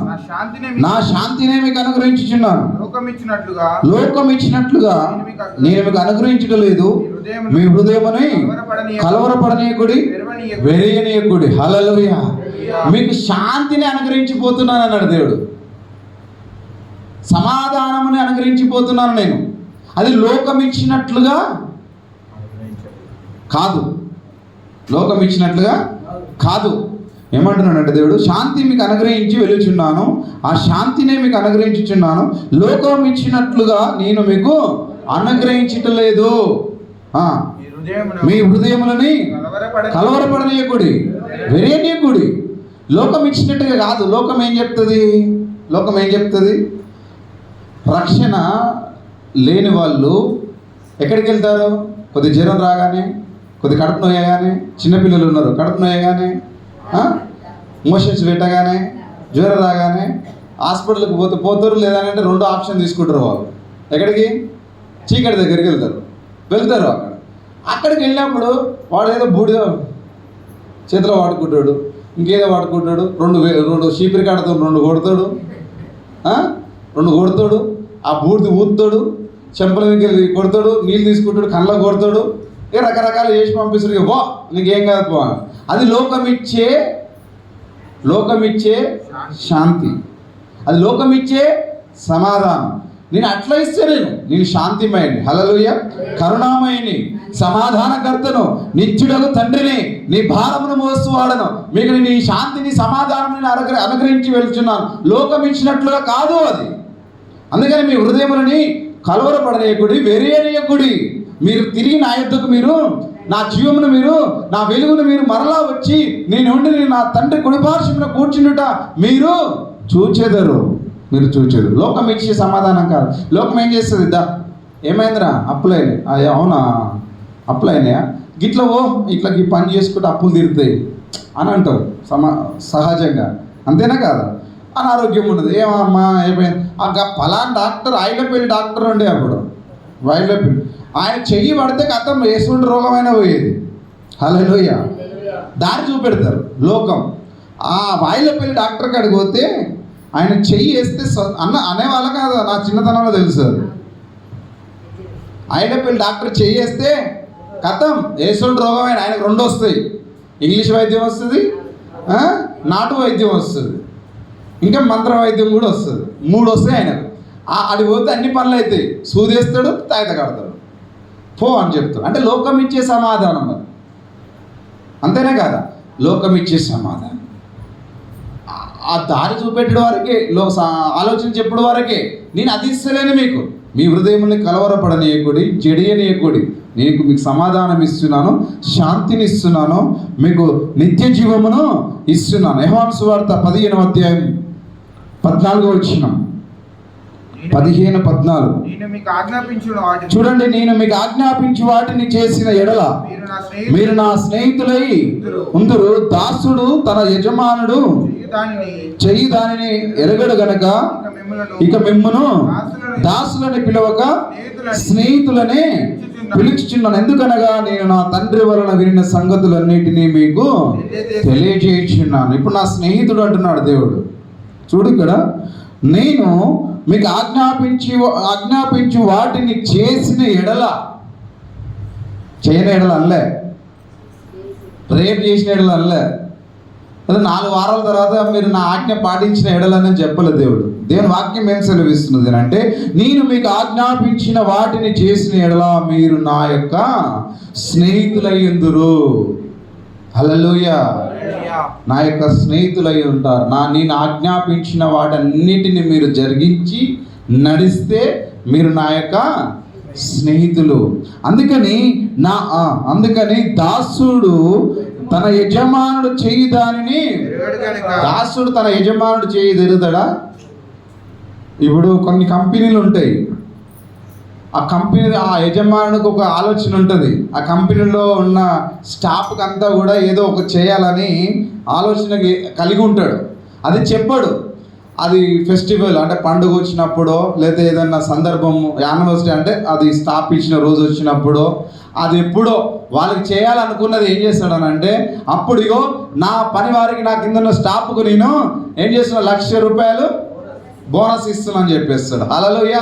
లేదంటే ఈ నెల నుంచి 10,000 జీతము పెంచుతున్నా అని చెప్పేసి అంటాడు. దాసుడు తన యజమానుడు చెయ్యి దానిని ఎరగడు గనుక, రాసింది ఎంత మంచి వాక్యం చూడండి ఇక్కడ, ఎంత లోతైన వాక్యం అది. దాసుడు తన యజమానుడు చెయ్యి దానిని ఎరగడు గనుక ఇక మిమ్మల్ని దాసులను పిలవక స్నేహితుడిననే పిలుస్తున్నాను. హల్లెలూయా. అంత సంబంధం. ఈ మాట కొరకు పెద్ద కాపరి ఏడ్చి నేను ఆ శిష్యుల కాలంలో ఉన్నప్పుడు నన్ను స్నేహితుడని పిలిచి కదా, నేను అప్పుడున్నప్పుడు మోషే ఉన్నప్పుడు ఉంటే నా ఇల్లంతటిలో నమ్మకస్తుడని నన్ను అనుగారా మరని చెప్పి అని ఏడుస్తుంటే అప్పుడు తనతో మరి వచ్చి నా స్నేహితుడు అని పిలిచిండని చెప్పేసి ఎంతో ఆనందించినాడు, ఎంతో సంతోషించిండు. ఈరోజు ఆ కాపరికి ఒక్కనికే కాదు, మనకు కూడా ఏమంటున్నాడంటే మీరు నా యొక్క స్నేహితులే, నా దోస్తులే. హల్లెలూయా. నా స్నేహితులే. అయితే నేను ఆజ్ఞాపించి వాటన్నిటిని మీరు చేస్తేనే, హల్లెలూయా, నేను ఆజ్ఞాపించిన వాటినన్నిటిని మీరు చేయాలి. కుమారుని పైన విశ్వాసం ఉంచాలి. నిత్య జీవం కొరకై నా గొర్రెలు నేను పిలిచినప్పుడు నా స్వరం వినాలి మీరు. హల్లెలూయా. నా స్వరం వినకుండా నువ్వు వెళ్ళినావు అనుకో, చెవిటివాడికి ఏముంటుంది? చెవిటివాడికి యజమానుడు చెవిటివాడికి తోటలో పెట్టినావు అనుకో, ఆడంగా గొర్రె వచ్చింది కొట్టరన్న, బర్రె వచ్చినా కొట్టన్నా కూడా వాడికి వినబడదు, వాడు కొట్టాడు. అట్లే అయిపోతుంది మన పని కూడా. అందుకనే దేవుడు అంటున్నాడు, నా స్వరము మీరు వినాలి. నా స్వరం వినాలి. ఎప్పుడైతే ఆయన స్వరం వింటారో, స్వరం విన్న వాళ్ళు ఎంతమంది ఉన్నారు బైబిల్లో? మోషే విన్నాడు పిలిచినప్పుడు, ముళ్ళ పొదల నుంచి పిలిచినప్పుడు మోషే విన్నాడు. తర్వాత ఏలియా విన్నాడు, అబ్రహాం విన్నాడు, దావీదు విన్నాడు. చాలామంది ప్రార్థనకు ప్రత్యుత్తరాలు దొరికినాయి వాళ్ళకు. కాబట్టి ఎవడైతే నా యొక్క మరి ఆజ్ఞలు అన్నింటినీ పాటిస్తాడో వాడు నా యొక్క స్నేహితుడు అవుతాడు. దాసుడు తన యజమానుడు చేయి దాన్ని ఎరగడు గనక ఇక మిమ్మల్ని దాసులని పిలువక స్నేహితులని పిలుచున్న. ఎందుకనగా నేను నా తండ్రి వలన వినిన సంగతులన్నిటినీ మీకు నేను తెలియజేస్తున్నాను. నా సొంతంగా నేను ఏం చెప్తలేను అంటాడు యేసుప్రభు. ఏది చేసినా నా తండ్రి వలన నేను చెప్తున్నాను అంటాడు. కాబట్టి మనమందరం కూడా ఆయనకు స్నేహితులమై ఉన్నాం. లాస్ట్ వచ్చిన 16వ అధ్యాయం 16:22 లాస్ట్ వాక్యం. అటువలే మీరు ఇప్పుడు దుఃఖపడుతున్నారు కానీ, అటువలే మీరును ఇప్పుడు దుఃఖపడుచున్నారు కానీ మిమ్మను మరలా చూచెదను, అప్పుడు మీ హృదయము సంతోషించును, మీ సంతోషము ఎవడును మీ యొద్ద నుండి తీసివేయడు. ఇప్పుడు ఈ మాట ఎందుకు చెప్పాల్సి వచ్చింది యేసుప్రభు చెప్పండి? ఎక్కడ చూస్తాడు ఆ మాట? మరలా ఎందుకు చూస్తాను అన్నాడు? యేసుప్రభు వెళ్ళిపోతుండు కదా భూమి మీదకి వెళ్ళిపోయిండు, అహరణమయ్యిండు. పునరుద్ధారణ లేచిన తర్వాత అహరణమైండు. అయితే ఇప్పుడు ఇక్కడ వాక్యం ఏం చెప్తున్నది అంటే, అయితే అటువలే మీరును ఇప్పుడు దుఃఖపడుచున్నారు కానీ మిమ్మల్ని మరలా చూసేదను. అంటే రెండో రాకడ వరకు భూమి పైన ఉంటాం మనం? ఉండం కదా. మరలా ఆయన మనల్ని చూస్తాడు అంటే నిత్య జీవంలో. హల్లెలూయా. అర్థమైందా? మరలా ఆయన మనల్ని చూస్తున్నాడు అంటే, మీరు ఇప్పుడు దుఃఖపడుతున్నారు కదా, కొద్ది దినాల తర్వాత నాతో కూడా మీరుండి సంతోషిస్తారు, నేను మరలా మిమ్మల్ని నేను చూస్తాను. అంటే అంత కాన్ఫిడెన్స్ ఉండాలి మనకు, అంత విశ్వాసం ఉండాలి మనకు. మరి ఆయన మీద అంత విశ్వాసం ఉంటేనే కదా ఆయన నిత్య జీవనం ఆయన మనల్ని చూడగలుగుతాడు. మనం ఆయన చూడగలుగుతాం. ఆయనను మనం అందరం కలిసి తండ్రిని ఆరాధిస్తాం. హల్లెలూయా. తండ్రిని ఆరాధిస్తాం. ఆయన మరలా మనల్ని చూడాలని అనుకుంటే అంత విశ్వాసం ఉండాలి మనకు. ఆ నిత్య జీవానికి వెళ్తామనే విశ్వాసం మనకు ఉండాలి. మీ సంతోషమును ఎవడును మీ యొద్ద నుండి తీసివేయడు. దేవుడిచ్చే సంతోషం మీద మీ హృదయాలను కలవరపడనీయకుడి, జడేనీయకుడి, వెరేనీయకుడి, దుఃఖపడకుడి. కాబట్టి ఇవన్నీ దేవుడు. తర్వాత మీరు ఇంటికి వెళ్ళాక చదువుకోవచ్చు. మళ్ళీ వాక్యం నేను చెప్పను కాబట్టి సమయం లేదు, అయిపోయింది. 17వ అధ్యాయంలో యేసు ప్రభు మన కొరకు ప్రార్థన చేస్తాడు, తండ్రి దగ్గర ప్రార్థన చేస్తాడు. 17వ అధ్యాయం మొత్తం చదువుకోండి ఇంటికి వెళ్ళిన తర్వాత. లోతైన మర్మాలు ఉంటాయి అందులో. ఆయన నీ వాక్యమును ఇచ్చి ఉన్నాను, నువ్వు చెప్పినది నేను చెప్పినాను, వారు నా యందు ఉన్నారు, మీరును నేను మన ఇద్దరం కలిసి ఈ లోకంలో నేను వారిని కాపాడినా, వారి కొరకు నేను ప్రార్థన చేస్తున్నాను, లోకం కొరకు ప్రార్థన చేస్తున్నాను. నేను నీ యొద్ద ఉన్నప్పుడు నాకు ఎంత మహిమ ఉన్నదో తిరిగి నీ యొద్దకు నేను వచ్చినట్టుగా అదే మహిమ నాకు దయచేయి. ఈ లోకంలో వీరు నన్ను ఎరిగి ఉన్నారు, నా తర్వాత నిన్ను ఎరిగి ఉన్నారు, కాబట్టి వీరిని నువ్వు కాపాడు. లోకం కొరకు నేను ప్రార్థన చేస్తలేను, వీరి కొరకు నేను ప్రార్థన చేస్తున్నాను. వీరి అపవాది చేతిలో చిక్కబడకుండాట్లు నీవు వీరిని కాపాడని చెప్పేసి యేసుప్రభు భూమి మీద ఉన్నప్పుడే మనుషులందరి శిష్యులందరి కొరకును, ఆయన నమ్మిన వారి కొరకును, ఆయన వెంబడించిన వారి కొరకు యేసుప్రభు తండ్రికి ప్రార్థన చేస్తాడు. 17వ అధ్యాయం మొత్తం లాస్ట్ చెప్పి నేను ముగిస్తా. 17లో 24 వచ్చిన 17:24. తండ్రి నేను ఎక్కడ ఉందునో అక్కడ నాకు అనుగ్రహించిన వారును నాతో కూడా ఉండవలనని, నీవు నాకు అనుగ్రహించిన నా మహిమను వారు చూడవలనని. చూడండి ఎంత మంచి మాట అడుగుతున్నాడు దేవుని, ఎంత మంచి మాట అడుగుతున్నాడు యేసుప్రభు. అడుగుతున్నాడు తండ్రిని. ఏమని అడుగుతున్నాడు అంటే, తండ్రి నేనెక్కడ ఉందునో అక్కడ నీవు నాకు అనుగ్రహించిన, ఎవరు నాకు అనుగ్రహించిన వారు అంటున్నాడు యేసుప్రభు. వాళ్ళు ఎవరు? మనమే. నాకు అనుగ్రహించిన వారు, నా మీద విశ్వాసం ఉంచిన వారు, నా కుమారులు వాళ్ళు. నేను లోకంలోకి వెళ్ళి సంపాదించుకున్నా, నేను అద్వితీయ కుమారునిగా పుట్టి లోకానికి వెళ్ళి నువ్వు నన్ను పంపించినావు కదా, నీవు చెప్పిన పనంతా ముగించుకొని నేను వారిని సంపాదించుకున్నా. అయితే ఇప్పుడు యేసుప్రభు ఏమంటున్నాడు అంటే, తండ్రి నేను ఎక్కడ ఉందునో అక్కడ నీవు నాకు అనుగ్రహించిన వారు నాతో కూడా ఉండవాలని. హల్లెలూయా. ఆయన వారిని ఆయన వారం అయితే ఆయన మీద మనం విశ్వాసం ఉంచితే తండ్రిని అడుగుతున్నాడు. ఆయన నేను ఎక్కడ ఉండనో అక్కడనే ఉండాలి, నాకో ఇల్లు వాళ్ళకో ఇల్లు వద్దు. హల్లెలూయా. నేను ఎక్కడుంటే అక్కడనే ఉండాలి. అయితే అక్కడ చూడు, నేను ఎక్కడ నాతో కూడా ఉండవాలి, నీవు నాకు అనుగ్రహించిన నా మహిమను వారు, హల్లెలూయా, నా మహిమను వారు చూడాలి. మనం చూడాలి, ఆయన మహిమను చూడాలి. ఆయన ఎక్కడ ఉంటాడు? పరలోకంలో. ఆయన మహిమను చూడాలని చెప్పేసి తండ్రిని అడుగుతుండే యేసుప్రభు. ఇంత దేవుడు ఇంత లోతు మర్మం మనకు తెలిపాడు కదా. ఇప్పుడు నిత్య జీవం ఉందా లేదా? ఉన్నదా లేదా? ఉన్నది. నాకు అనుగ్రహించిన వారు నేను ఎక్కడ ఉండాలో వారు కూడా అక్కడ ఉండాలి. నువ్వు నాకు అనుగ్రహించిన మహిమ వాళ్ళు చూడాలి. చదువు. నా మహిమను వారు చూడవాలని కోరుచున్నాను. జగత్తు పునాది వెయ్యకబడక మునుపు నీవు నన్ను ప్రేమించితివి. నీతి స్వరూపుడకు తండ్రి, లోకము నిన్ను ఎరగలేదు, నేను నిన్ను ఎరుగుదును. నీవు నన్ను పంపితివి, పంపితివి ఎరిగి ఉన్నారు. నువ్వు నన్ను పంపితివి అని వీరు ఎరిగి ఉన్నారు. హల్లెలూయా.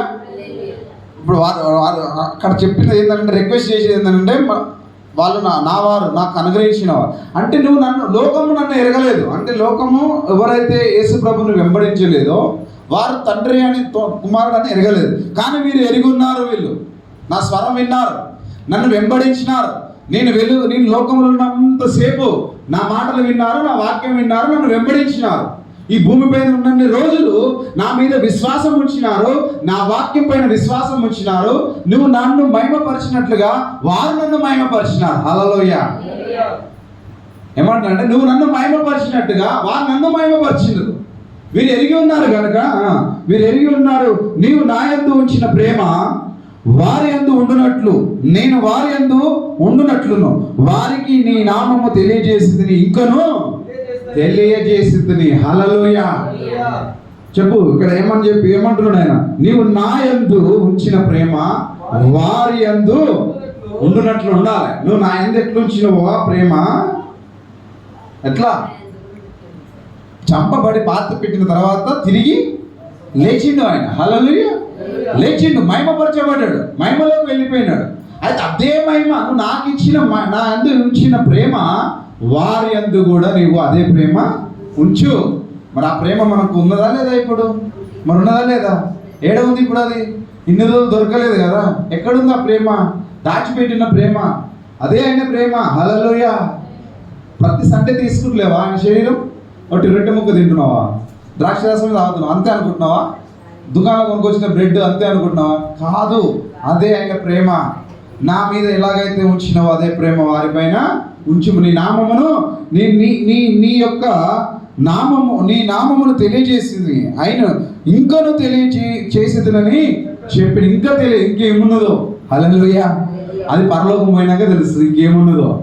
ఇప్పటి వరకు అయితే ఇది ఉన్నది, తర్వాత నిత్య జీవానికి పోయిన తర్వాత ఇంకేమున్నదో. కాబట్టి నీవు ఈ నిత్య జీవానికి నువ్వు వెళ్ళాలి అని అంటే నువ్వు ఆయన యందు విశ్వాసం ఉంచాలి. అద్వితీయ కుమారుని యందు విశ్వాసం ఉంచాలి. ఆయన నువ్వు వెలుగున్నప్పుడే నువ్వు మంచి ఆరోగ్యం ఉన్నప్పుడే నా గొర్రెలు నా యొక్క స్వరం వింటాయి. నన్ను వెంబడించిన వారి యొక్క నిత్య జీవాన్ని ఎవ్వడును కూడా అపహరింపడు. హల్లెలూయా. కాబట్టి మీరు దుఃఖించుచున్న వారు ఇంక కొద్ది దినాలలో ఏం చేస్తారు? సంతోషిస్తారు. ఎక్కడ? నేను మరలా మిమ్మును నేను చూచెదను అంటున్నాడు. కాబట్టి దుఃఖపడిన మీరు, కష్టపడిన మీరు, మీ హృదయంలోని కలవరపడనీయకుడి. కొద్ది దినాల తర్వాత యేసు ప్రభుతో కలిసి ఉండవలసి ఉన్నది, మనం నిత్య జీవంలో ఉండవలసి ఉన్నది. కాబట్టి క్షయమైన వాటి కొరకి పరిగెత్తకండి, పని చేసుకోండి. 6 దినాలు పని చేయండి, కూలి ఊరి వ్యాపారం చేసుకోరు, అన్ని చేసుకోరు. ఒకవేళ ఇక్కడికి ఈ ఊరిలో ఉండి ఇక్కడ ఈ సమీపంలో లేకపోతే ఎక్కడున్నా, ఏమంటే ఎక్కడున్నా ఆ సమయంలో ఆ 2 గంటలు ఏదన్నా ఒక ప్రార్థన మందిరం చూసుకో, ప్రార్థన మందిరం అవైలబుల్ లేదా? చెట్టు కింద మోకరించు. హల్లెలూయా. చెట్టు కింద మోకరించు, తప్పు లేదు. ముస్లిం 1 గంట ఆ సమయంలో నమాజ్ టైం అయిందనుకో, ఆ దగ్గరలో అది ఏమంటారు దాన్ని, మసీదు లేదనుకో, ఏం చేస్తాడు? దస్తి తీస్తాడు, కింద వేస్తాడు, తీసి కాలు కడుక్కుంటాడు, దస్తి తీసి కింద వేసుకొని ఏం చేస్తాడు? నమాజ్ చేస్తాడు. అది విశ్వాసం. నీకు మందిరం అవైలబుల్ లేకపోతే రా, మోకరించు, ప్రార్థించు, అడుగు. ఆ సమయం, కొద్ది సమయం దేవునితో గడపవచ్చు. మేము మహారాష్ట్ర పోయినప్పుడు మందిరాలు అవైలబుల్ లేవు. మందిరాలు అవైలబుల్ లేవు. కూర్చున్నామా, 2 ఉన్నామా, 3 ఉన్నామా, ఆ సమయం కూర్చోవాలి, పాటలు పాడుకోవాలి, వాక్యం చదువుకోవాలి, వాక్యం చెప్పుకోవాలి, ప్రార్థన చేసుకోవాలి. బల్ల అంటే తీసుకోకపోయేది, కానీ ఆరాధన మాత్రం చేసేది. బల్ల తీసుకోకపోయేది కానీ ఆరాధన. చీకటితో ఉన్నప్పుడు, నువ్వు చీకటి తర్వాత, వెలుగు తర్వాత చీకటి వస్తుంది. ఆ చీకటి నువ్వు నడిచినావంటే ఎక్కడ పోతున్నావు నీకే తెలియదు. కనుక తండ్రి మనకు వెలుగై ఉన్నాడు, ఆయనే మనకు వెలుగుగా వచ్చిన. లోకాన్ని ఎంతో ప్రేమించిండు, లోకముని ప్రేమించుడు కాదు, నిన్నెంతో ప్రేమించిండు, నన్నెంతో ప్రేమించిండు. కనుక నువ్వు సమయాన్ని పోనీయకుండా సద్వినియోగం చేసుకొని నువ్వు ఆయన వెంబడించి నిత్య జీవంలో నువ్వు పాలు పంపులు పొందాలని నా యొక్క ఆశ. మరి అందుకని అంటారు, నా శరీరం తిని నా రక్తం త్రాగువాడు అదే ప్రేమ. హల్లెలూయా. నా శరీరం తిని నా రక్తం త్రాగువాడు నిత్య జీవానికి వారసులు. అందుకని ఆయన వెంబడించాలి. నిత్య ప్రతి సండే నీవు పరిశుద్ధ బల్ల సంస్కారంలో పాల్పంపులు పొందాలి. నీవు నిత్య జీవాన్ని కోరుకోవాలి. కాబట్టి